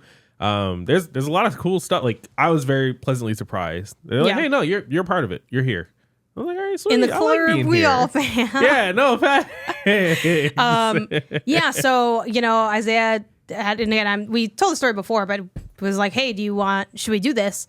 And it is additional money, right? We got the season tickets, already expensive, and it's like, hey, do you want the option to spend more money this year, basically, because we get the tickets for retail. So I think the first ticket was like I think it started at like $35 for the first round. Yeah. And then it went up to like maybe $55, $65, and then like $80. Yeah. So they like go up each time with the like the drama of the rounds. Yeah. And I was like, let's do it because it's been we're contextually newer Galaxy fans. The team's been around since 96, and we started watching a few years ago, really. Yeah. Though I'd been interested in the Galaxies like since I got here to LA. Like that was the first, like when I visited LA just for fun, I watched a Galaxy game. So this has been like on my radar for a while, but we really started watching like really regularly, like last year, maybe 2 years ago. I think it was when it came to Apple TV. Yeah, like and we got the MLS, we had the access Apple to TV MLS pass. So it's like, oh, we're really starting to watch it, really starting to know the players because we've gone to games, but it's like you go to 1 or 2 games and it's like that was fun, but you're not really like, oh man, there's Jimmy. I love him. That just made up name this time. There's no one named Jimmy, Oh my God. It's like now it's like I love Ricky Pooge, It's and Paintsel and so many other players that we became fans of. So like we've gotten more into it this year than hence the tickets or whatever. But it's been 10 years since they've gone to the MLS Cup. Day. So I'm like, they're a great team, but I'm like, we don't know how many of these we get in our life. So let's take it now. Best case scenario, we get to watch them compete on a really high level in their league, maybe even win the whole thing. Worst case scenario, we don't spend that much money because they get eliminated. So I felt like it was kind of a win-win situation. And man, good call on our part. Did. Good call on our part. Locked into the prices, so we didn't have to do on the day of, they were reselling for like still $200 a pop in our area. Like a week before, they were selling for like $700. Like it was crazy. Yeah, it was wild. Like there was a lot. People were making money. If we didn't want to go to the final game, we could have made all the money back for the previous games and then some by reselling those tickets. But we did, and we went. It was a great time. Yeah, had fun. I was really so like with the day of too. We've been getting there really early, especially for these games, because they're like, oh, it's gonna be really packed. They're sold out games. Get here early. And they tell you, like they send you like an email, kind of like the day before, morning of, whatever. Like, hey, doors are opening at this time. If you want to get in, you want to definitely find parking. Get here like basically usually 2 hours before kickoff. Yeah, at least. Yeah. So we did that and then a little bit extra for the final because, frankly, Isaiah, you're like pretty punctual. Like when you're like, we're going to be ready at 9:30, you're like, you got my shoes on. Yeah. I try really hard and I fail quite often. So usually if it's like, I don't know if you've noticed. No. I will say one thing. One of my favorite things about you is that, now obviously if it was like, the more pressing it is, the more I'll be. But honestly, even me being on it though, for me, that has to just mean I set the time earlier. Where it's like, if for some reason it was like, I'm making it up, like, I don't know, an international flight is really, really important. We have to be out the door at like a 9:30 or whatever, 8:30. For me, even being punctual, like you would think, oh, you just work harder and you're there. No, I have to say I'm going to try to get there. Yeah. No, I have to say I'm going to try to be ready by 9 because that way when I'm a little late, because I'm always a little late, that I'll still be ready at the time that I really need to be ready. Like I am incapable of directly hitting that time. It is just not possible for me. That's so funny. I can either be early or I can be a little late. I cannot be right on time for like leaving a place. That is so funny. So I think you know this. So you're like, well, let's aim to leave at 9:30 for kickoff was at 1. We wanted to get there by 11. Yeah. So it's about like an hour drive. Not really, but like let's budget an hour. So that's like, okay, let's throw another 30 minutes on there, which with me, it's like, let's throw another 15 minutes on there. Because by the time I'm like, let me put my items in my bag and all that stuff. So yeah, but one thing I really, granted, I don't push it like crazy. It's not like I'm hours late for things or something for us leaving. But one thing I've always really liked about you is that you never at all rush me at all. You never ask what I'm doing. You never check in. If I'm like stressed about it, like maybe it's like a work thing and I'm like, you might say like, oh, what can I do to help you get ready or something? Like if you see me running late, but you're never like, come on, we said we'd leave it, whatever. Like I really enjoy, I know a lot of people that have that experience. I'm glad I don't have to have that experience. Yeah. I mean, you just let me, you sit there and I get there when I get there. My thing is, we gotta leave. I don't think I've ever just saw you dilly-dallying, like scrolling on your phone or something whenever it is we gotta go.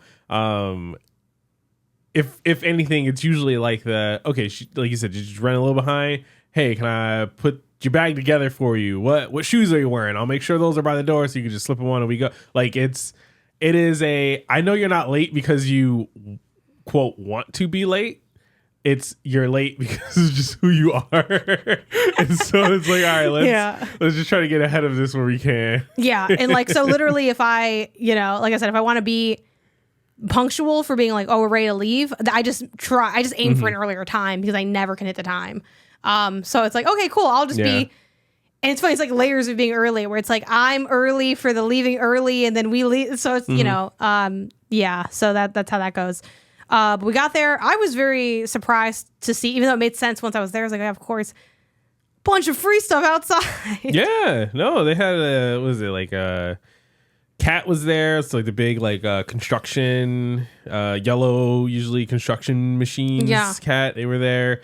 Coca-Cola was there. Who did we get their bags from? The Jameson was there. It was a whole group of Celsius was there. Audi was there. Which Audi sponsored the cup also. Yeah. Which they really gave a cool little. They have a little like scarf. Very thin. Yeah, it's very thin. Very thin scarf. It's LA, And admittedly, the color, you can't see the colors on the video version, but the colors are a little LAFC-y. Like we both have gold, but they have like a brassy gold. Yeah. And we have like a yellow gold. Yeah. So it's like, that's a little unfortunate, but like whatever. Like it's cute. It says MLS Cup. Like it's free, whatever. Yeah. They had shots of the Coca-Cola they were giving out. That was really strange. Yeah. They might have had more stuff if we walked further, but I didn't feel it was hot. There was I didn't feel like walking all the way over. A photographer there who could do, I presume maybe Vine style, the Coca-Cola. They had like a photo booth, where you could juggle the soccer ball and they'll record you and this high grade fidelity camera kind of stuff. I thought that was really dope. And then we didn't even really keep walking down. Yeah, so I know there's other entrances. I feel like maybe we should have, but at the same time, it's it was fine. It was also pretty hot. Where I was like, I wore a hoodie and I'm like, nah, this hoodie's coming off because. No, I'm glad I layered. I took my I had a graphic T-shirt with different key players on it that I bought recently. I took that off while we ate because I'm burning up in this. Because I also wore black pants. It was 75 degrees out. The sun was beaming. It was 1 o'clock in the afternoon. Yeah. I was burning up. But that was that. What thoughts on the Red Bulls crowd? Was it more people than you thought? For context, too, that's the team we played. The New York Red Bulls. The team that lost to us. That still somebody, because they used to be called the what was their old name? The New York. They had a Stars name or whatever. And someone replied to one of my posts on Blue Sky, and they said the New York No Stars because they still haven't won. Damn. I know. Oh, it'd be sad if I wasn't so happy, but I don't know. Anyway, but that was the team. Yeah. They were obviously had a presence in the stadium. What did you think of it? Was it more or less? I think the New York Red Bull fans were very fun. They were really cool. The few that we like, would interact with, either like sitting in line or the like Metro overhear Stars. them. That's what they were called. Okay. So these are the Metro No Stars. Yeah. That is mean, but it is funny because it's wordplay. I like a good wordplay, so sue me. We see fans either waiting in line to get like snacks or like find their seats or whatever like that, and like of course you do the whole like, oh boo, like a group of Galaxy fans in their gear would boo the group of New York fans in their gear. But like overall, I think the people were like all super nice, super welcoming, like, well, not welcoming, but like super just friendly. I feel like they knew here. They're like, we know that you all hate us. Yeah, like, yeah. They're like, we're not really gonna, say too much. We're just gonna stand here. I will say there were some people who had like cool gear. Like there was like one dude who had like a whole like crochet bull head that he would like bull. Wear. There were like people who like, had these like Santa Claus sized beards and they would like dye it and then like put on these like horns so it kind of like made their face kind of look like a bull and stuff. Like it was all really, really cool. There was some like really cool dressing up. Yeah, there were. I think there were about as many Red Bull fans as I expected. I felt like I'd be able to know they were there and feel their presence, but I didn't think it would be, like 50-50 or anything like that. But I thought like, oh, they're gonna have, and they had like a little section. Yes. So yeah, for those who also don't know, like for the, I don't know if any other sport really does that kind of stuff where they like have sections for like the opposing team. Yeah, I guess. I think it's kind of a soccer thing, which I know the Clippers have integrated that soccer ideology into their wall. Like they kind of are replicating what you have in a supporter section. Like, but I think that's unique to the Clippers in terms of I think so other too, sports. yeah. Like I don't think anyway, but they have like you can totally wear your jersey like wherever. It's not like you can't sit here. Yeah. But in part to build camaraderie with like the opposing team that might be visiting, and also for security purposes. You mix in too many Red Bull fans, too many Galaxy fans, everyone's drinking. It's like, am I gonna get? What am I having? Yeah. So they are like kind of they have their own areas. Again, some of them were scattered throughout. I noticed that they had like one area that seemed like it was definitely designated, but they were kind of like in a few other sections near us, and I wonder if they all just like kind of got together and like said, let's all get seats together. Like I'm not really sure. What I would imagine is how many areas the biggest section is kind of their like official supporter section. So like those are probably like New York Red Bull season ticket holders who like work with the New York Red Bulls to come to away games kind of thing. But the pockets of like Red Bull fans that you'd find elsewhere in the stadium, it'd be like, maybe like 2 rows here, a row there, a dozen people over here in a section. I imagine those are just either like local fans or like local communities who just came together. They bought a bunch of seats and then sat together kind of thing. Yeah. A funny thing about that is we entered the stadium maybe around like 11:30, something like that. Yeah, it was fairly. It's like pretty early, pretty soon after doors and opened. like so many Red Bull fans were already seated. Yeah. And I was like, I wonder if they sat down. I'm like, they sat down really early, and I'm like, I think they didn't want to deal with us, even Which though is fair. I didn't see. Like again, we did not thankfully witness anything like toxic. People cursing each other out, people getting in people's faces, people throwing things, like nothing like that. Thankfully. Not to say it didn't happen, but like that's not anything that we witnessed. So I'm like, hey, in my mind, we're all good. But I'm like, seeing them be like boo, and they're walking around. Maybe they're like, I don't want to be booed around the stadium. We were also in line, and there was a family, like 2 people behind us. That was a Red Bulls family, and the guy near us had asked about like, oh, like what's that? You fly in, and they flew in. So I think we did have a lot of fly-ins visiting from New York, being like. F it, like let's go check it out. Again, I forgot how many times they've been at the Cup, but they have not won the Cup yet. So this is definitely not that it's not a big deal for Galaxy fans, but because they also haven't won it yet, I think that also probably adds additional weight to the passion of watching it. Yeah. So yeah, that was its own fun time of seeing them around there, and another cool thing, and this isn't specifically to the Red Bulls. It's for I think all the like home games, whatever the away team is. A cool thing that they do is they do like this almost like march through the Galaxy like concession area to like get to their seat. Like I think presumably they are all traveling together. Maybe they get like a bus or something, travel from like the same hotel to get to the stadium, and then like they'll do like this like march parade kind of thing that leads them to their supporter section seats. And I think that's always really cool because it's like, oh, cool. Like I could see what they're about. I can see like, oh, like even though we're like enemies, it's like, oh, okay, I can still support. Like, hey, y'all showed up. Like, y'all are real fans. Thank you like, for sharing your culture with us. Y'all can't get this ass whooping, but you know what? You're here, right? And that's what matters. So yeah, I think that's just like a cool thing. We want to go to some away games. Yeah. And I'm Soon curious we'll be the ones now to know. Yeah, I'm looking forward to it. Honestly, hey, like, man, yeah. Like, me. I'm, I wouldn't be in this industry if I wasn't okay with people hating me. Yeah. So I'm like, oh, okay, yeah, go ahead. But I was. It's funny too because when we visit other stadiums, I plan on like probably getting a scarf from like each stadium or like maybe a magnet or something small, just to be like, oh, we can collect them and one day like have all the ones from the different ones we visited. So I know I'm going to do that. So I don't think it's weird that other people might want like Galaxy merch or just to look at it, just to kill time. It's a way to kill time, just to go in the store. But it's funny, I saw in the Galaxy store line, like some Red Bulls fans, and I was thinking, what are you doing in the line? You don't want any of this stuff. Even though I'm like, oh, they might, just want to kill time. Obviously, the same thing we're going to do. Obviously, it's totally fine, but it's just like, I'm like, I don't know why you're in there. The bathroom's that way. Like, I don't know.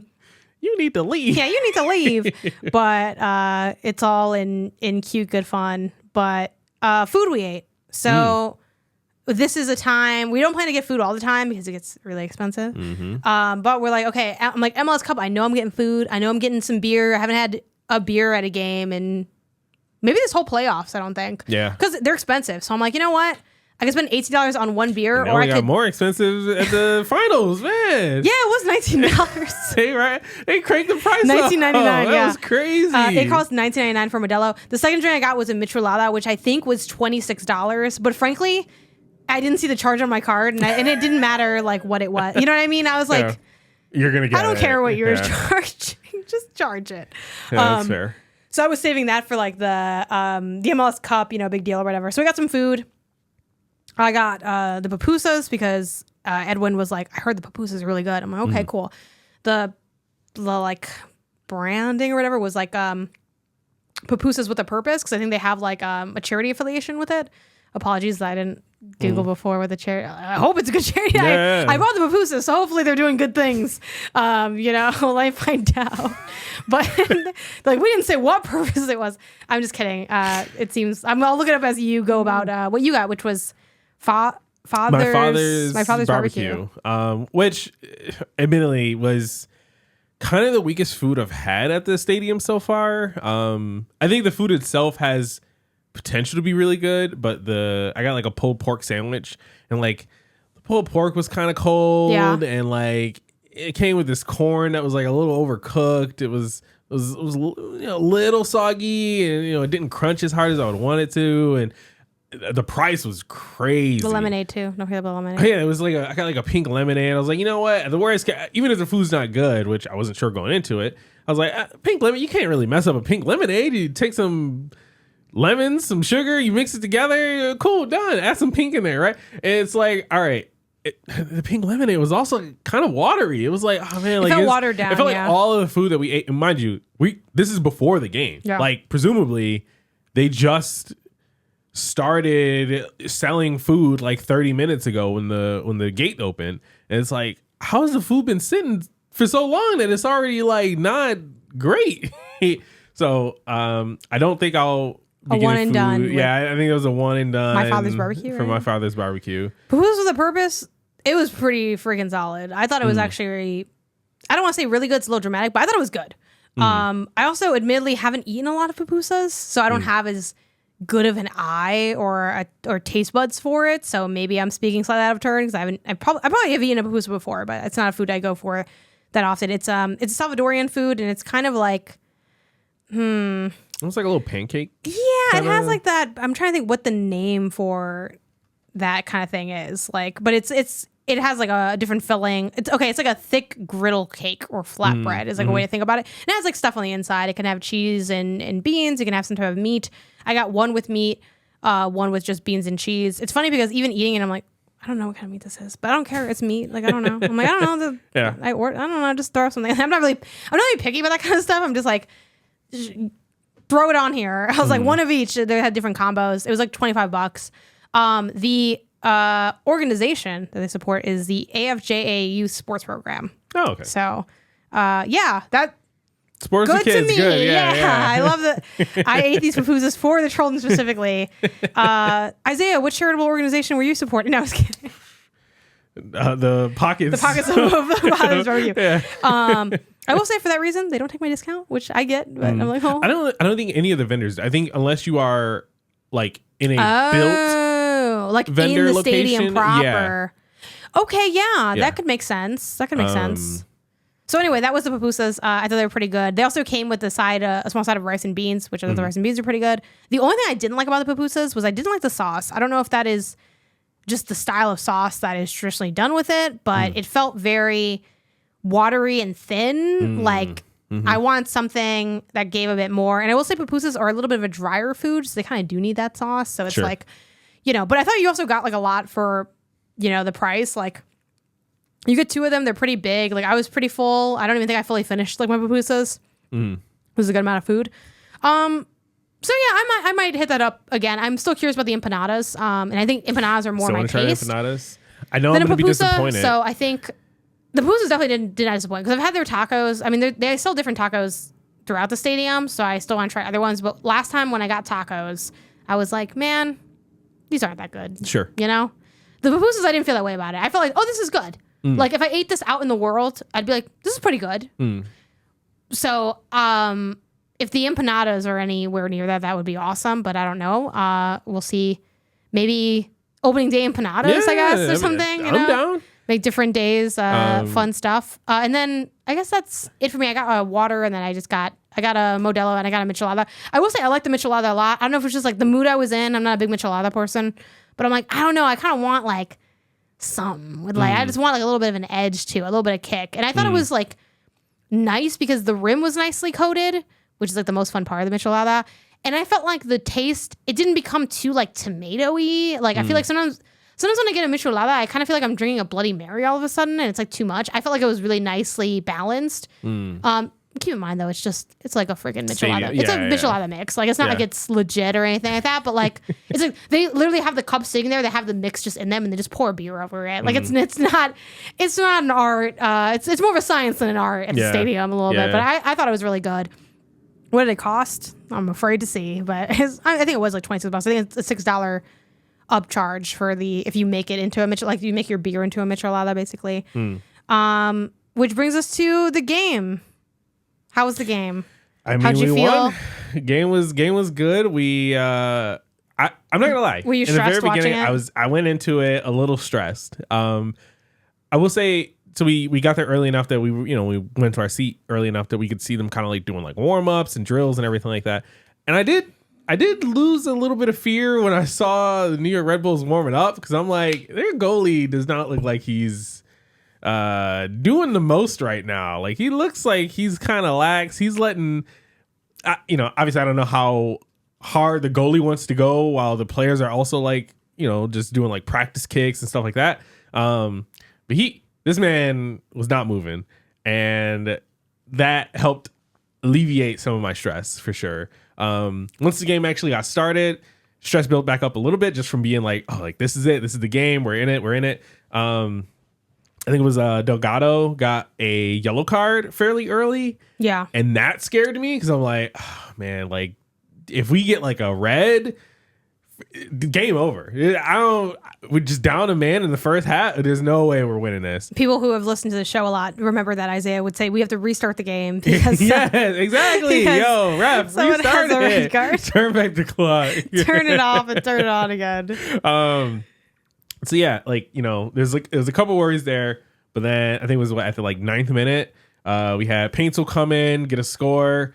Like 5 minutes later, at the 13th minute, we had Joveljic come in, get a score. Like it was after that, we were up 2-0, and they did get a New York.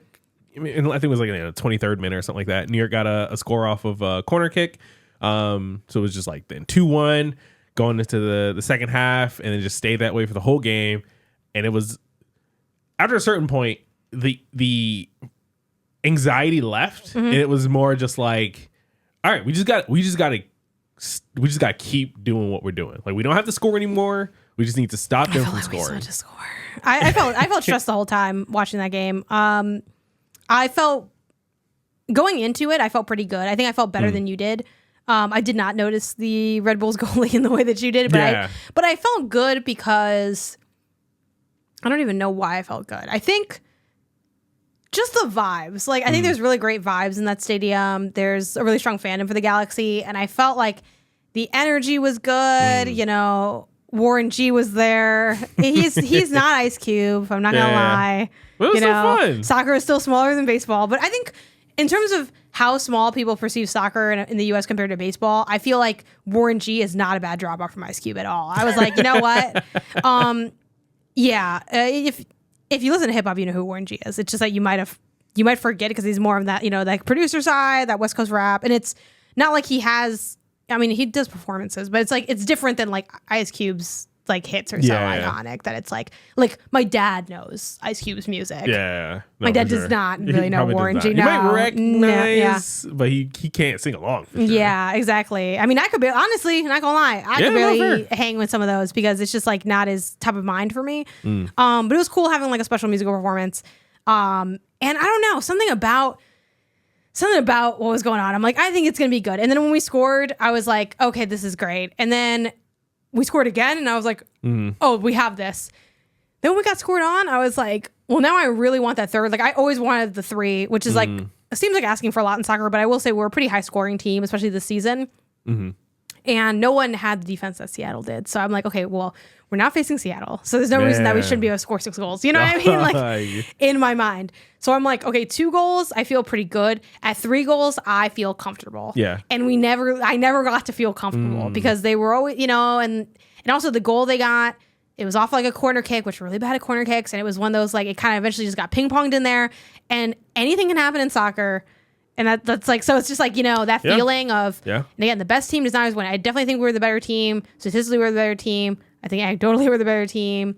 We're also just like, we're the good guys. They're the bad guys. No, I'm just kidding. We're morally superior. Just kind of, but I just felt like, okay, sure. Like all the stats point to us winning, but it doesn't mean anything because we have to win. And again, we don't have Ricky. People who don't, you know, follow the team, that's like one of our best players who tore his ACL last game. So he'll be out for quite a while. So the whole team is not centered on Ricky. We have other good players. But clearly, Ricky is like, I would say this is the worst player to have gotten injured.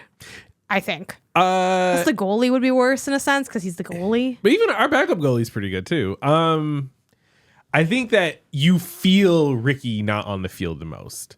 Like, you could take anyone else off, and I think it would still feel like a Galaxy game. Like the team would still have the dynamic. Ricky is so unique in the way that he plays that I feel his absence on the field.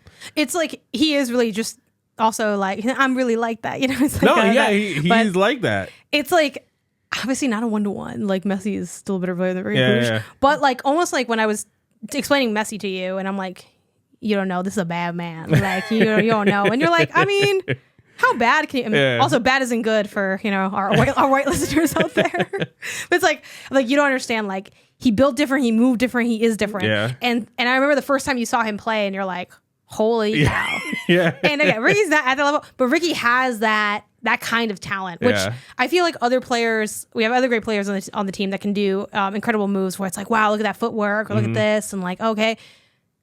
I feel like other players have moments. Ricky is. Like, he is the moment. Like, so him being gone. He played for 30 minutes on a torn ACL. Like, yeah. You just don't get that. Him being gone is just like, like it's definitely a cause for concern. And I want us to win for a lot of reasons. One, of course, you want us to win. We're there. There's no world where I'm not going to want us to win. Yeah. But especially with Ricky gone, I'm like, I want us to win for Ricky, or like we do it for Ricky. But also because I know if we didn't, everyone would be like, guess you're not so good without Ricky. And I think we are still good without Ricky. Yeah.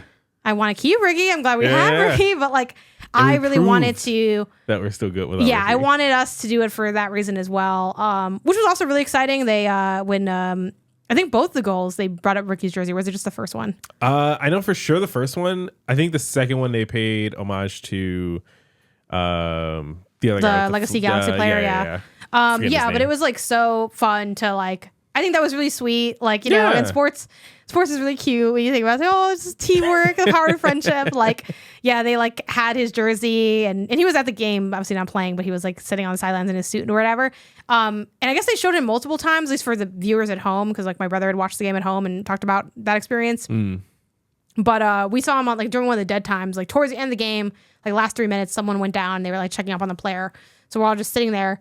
And they show in the Jumbotron, Ricky, and everyone went nuts. And it was so great because we were still, you know, up 2-1, 3 minutes left in regular time, TBD on extra time. The extra time ended up being 6 minutes. But it's like seeing Ricky there. It's like it energized the crowd. Yeah, Ricky, like it was so fun. But yeah, it was a great game. I will say too, if you just like soccer, I think it's even you know the results obviously already, but I think it's a really fun game to watch. I'm like, wow, I wish, obviously I like that we're here, but I'm like, man, if I didn't care about either of these teams, this would just be really fun soccer to watch because it was very intense. It was like definitely a close match in a lot of ways. So, yeah, but we won. It got like, they thought it ended early and everyone ran onto the field. You did the thing where the final whistle was, what people thought was the final whistle was actually just like a like foul whistle or whatever, and they needed to like people started like kind of storming the field a little bit, and they had to the workers, yes, not the crowd, but like you know the workers and the teammates and stuff kind of like started to join the field, and they were like no, like we're not done, like get off the field, we got to get back to playing a little bit, and then like you know 45 seconds later, they blew the final whistle, and then everyone stormed again, and so we cheered twice for the ending. But the second one, I feel like everyone got even louder because now they're like, now we really know it's done. But yeah, you know they brought out the stuff and.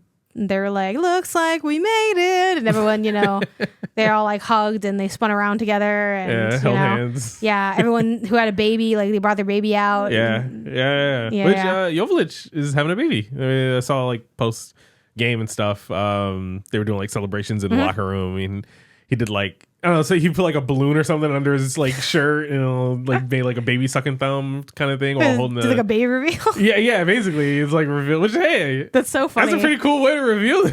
I you're guess having so. A baby, you know. Yeah, I've never. The MLS Cup. That's so funny. It's like funny because like since he's not the one that's pregnant, he's like, well, how do I show pregnancy? That's really funny.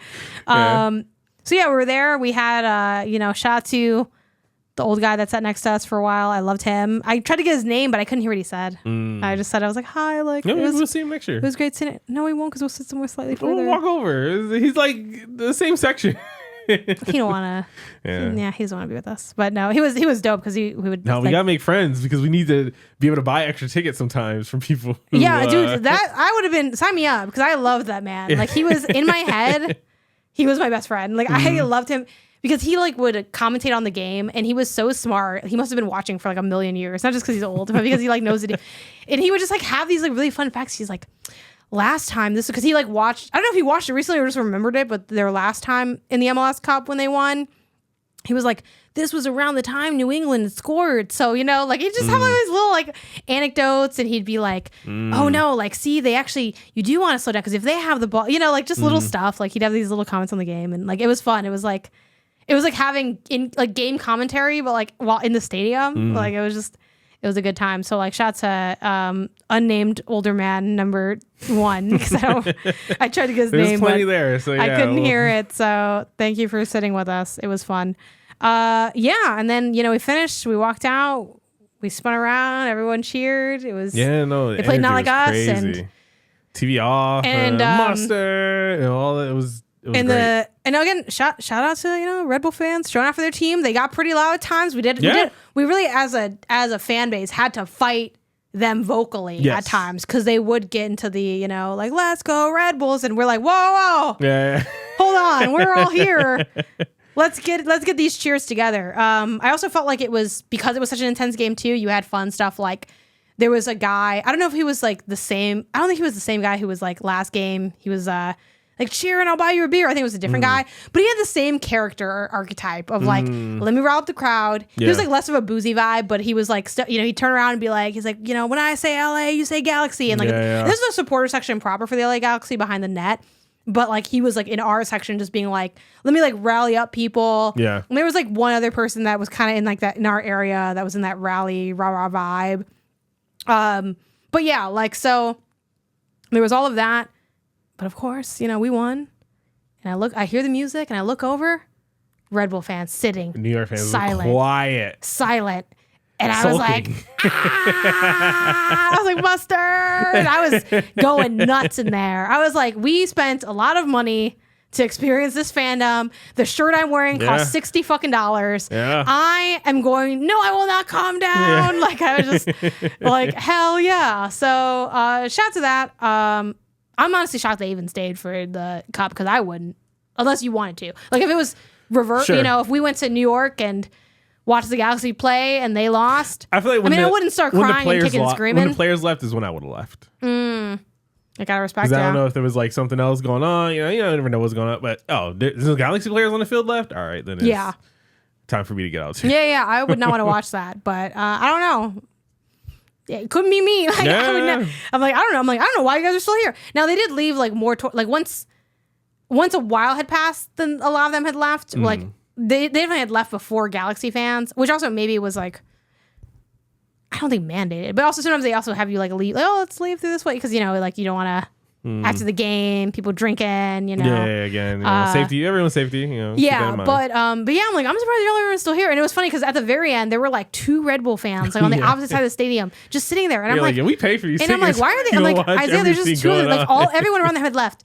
And I liked your joke headcanon of like they came with like Galaxy fans and they're waiting for their ride or something. But yeah, it's over. We won, and as a result, we got brunch today, and it was delicious. It was good. Yeah. It was really great. Great way to end it. Went to one of our favorite spots and just... We brunched for Ricky. Yeah. It felt good, too. Because we also ran this morning. And I don't know if I know we joked about it before last night. It was like, oh, yeah, we got this long run in the morning before, like, the brunch and the podcast and everything like that. And it was like, I'm going to run with the Galaxy in mind. Mm-hmm. I'm going to dig deep and run further than I've ever ran before, with the spirit of the LA Galaxy lifting my leg. Yeah. And it was like, that was cool. You felt God in the Chili's tonight? Yeah. That's great. It was there a little bit. I didn't really feel that. Until at the end, like my last half mile, I felt that a little bit. I really wanted to, like listen to like Galaxy content or something on my run. But, people that I went to like one podcast, like the Core of the Galaxy podcast, because I know that one's like a pretty good one. But they, don't have like an episode on it yet. So I'm like, all right, well, I'll just listen to... Funny enough, I just listened to Edwin's podcast with Dime, the basketball on Figueroa, from the old Intuit Dome review from the time we all went together. I'm like, I never finished that episode. So I was like, I'll throw that on, threw on some other podcast stuff, a little bit of music. But yeah, it feels good. I think it'll keep feeling good. And honestly, too, like, sports and video games, very apples and oranges on a lot of ways. I do think, obviously, you get like...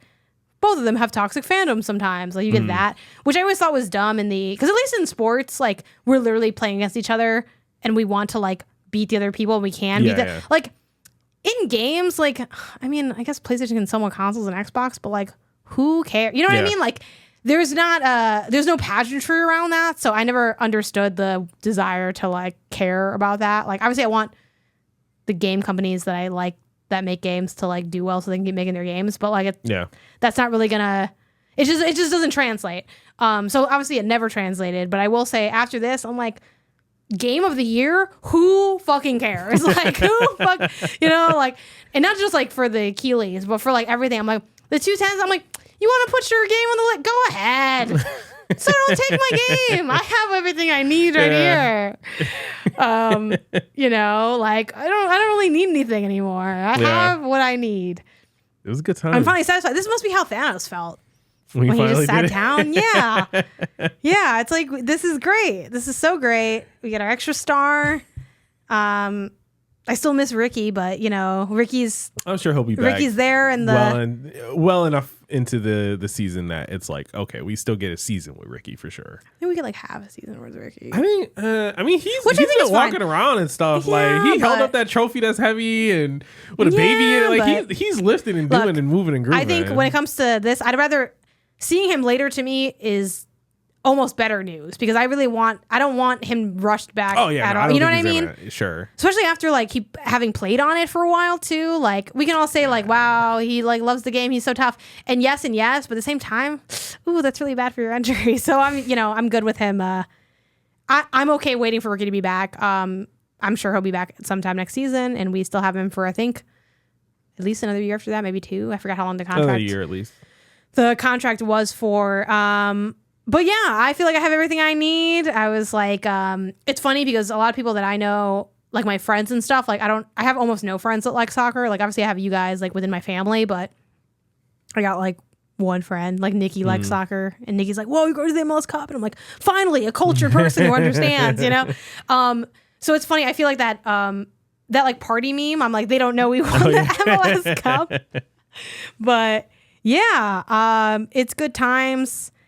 I'm excited for more merch. And I don't know. Hopefully, on one hand, I want good championship merch, but I also am like, you know what? For next year, let's don't make any more good merch. I don't want any more merch. I don't want to be tempted. Some money, you know. I don't want to be tempted. I do believe in us though that we can go into that store and not buy anything. We can do it, and I do want to do because it's fun to like kill time going in there. I would say 2 shots to like time flies by fast when you're in a stadium too. I know some people aren't as into sports, but like especially if you're not as into the sport, being in the stadium is some of the most fun that you can have. Just walking around, checking out the food, seeing what's up. Sometimes there's free stuff. Like the other day for the Western Conference, we got free soju, like in the stadium and stuff like that. So yeah, sports, try it out. You just might be a winner. Check your hometown. I mean, if you're not in LA, you're not a winner this year. But again, there are other really incredible MLS teams to check out. And there's also other teams to check out that aren't as good. But you know what? Still be supported. You can still have fun in your own way, in a way that I remember having when I rooted for the Chicago Fire a long time ago. In a darker, sadder era. I can't wait for. I mean, I wish you could have gone to Toyota Park, Isaiah. It was so whack. You'll never know. But yeah, it'll be fun when we eventually go to Chicago to watch a Fire game and see that stadium in that context and that team and all that. And yeah, so old wounds, old times. All right, and I believe that brings us to poll of the show. Poll of the show. Last week, we asked, what's Thanksgiving look like for you? And we said we host friends/family. That was 13.3%. We travel, also 13.3%. Multi-house celebration, 46.7%. And nothing, 20%. So people are house hopping. I'm surprised that there's more nothing than any of the other ones. Like I thought nothing was going to be dead last. It came in second. With 26.7%. Yeah. That's surprising. But I'm a little surprised too. I cannot mentally handle doing nothing on Thanksgiving. It would make me depressed. Like, I don't know if you're like this, but like when it comes to main holidays like Thanksgiving, birthday, Christmas, especially Thanksgiving, Christmas, because birthday, I still feel that way. I feel struggling about like wanting to do something for my birthday. But at least birthday, like it's just my birthday. Like no one else, I mean, obviously my friends know it's my birthday, but like society doesn't give a shit that's my birthday. Society acknowledges Thanksgiving and Christmas. So it's like fun is happening without me. And I'm sitting here just like, that's just depressing to me. Like that depresses me. So like I need something to happen. Even if it's small, like I need us to do something. So yeah, nothing. I would lose my mind. The 26.7%. Because you're probably happy doing it. I hope you are. If not, I encourage you to do something. Yeah, find some friends, do Friendsgiving with or something. Yeah, hang out with your cat or just something, you know? Get the dogs together and have them sit at the table. Dogsgiving. Yeah, Dogsgiving. Dude, Dogsgiving sounds awesome. That sounds way better than what we do. But that brings us also to our new poll, what's the poll this week, Isaiah? Yeah, this week's poll of the show, which you can find over on our Twitter for now, and a pinned tweet at Games and Not, is if a game supports it, do you ever wear different outfits for different tasks? So as an example of this, in Animal Crossing, do you wear like a fishing outfit when you're fishing for the day, or do you wear like a gardening outfit when you're like tending to your crops, et cetera, et cetera? Very simple options. We have yes, we have no, we have sometimes. Let us know how are you dressing if the game is giving you options. I'm very curious of the results to help support our earlier conversation. So yeah, definitely vote in that. I'll be running to click sometimes. Sometimes. All right. Sometimes. I'm clicking no. That's crazy to me. Isaiah just doing everything in those jeans. In those jeans. Oh my God. So much room for activities. Okay. All right. And that is it for this week. You can send your questions and topics to the email inbox at gamesandnotgames.com. You can follow the podcast version of the show on Apple Podcasts, Spotify, Pocket Casts, and everywhere else you get your podcasts. If you enjoy the show, be sure to give us that 5-star rating. 1 star less than the Galaxy app. Oh man. Give us a 6-star is what we need to find out. Where can we get 6 stars? And if you're an audio listener, remember that you can get the video version over on YouTube at Games and Not Games. If you like the video, be sure to leave a comment and a like, as it helps us get the show in front of more people. Be sure to give us a follow on social media as well. We're on Twitter/X at Games and Not, and everywhere else at Games and Not Games. It's Blue Sky, TikTok, Twitch, etc. And until next time, gang. Gang. Peace.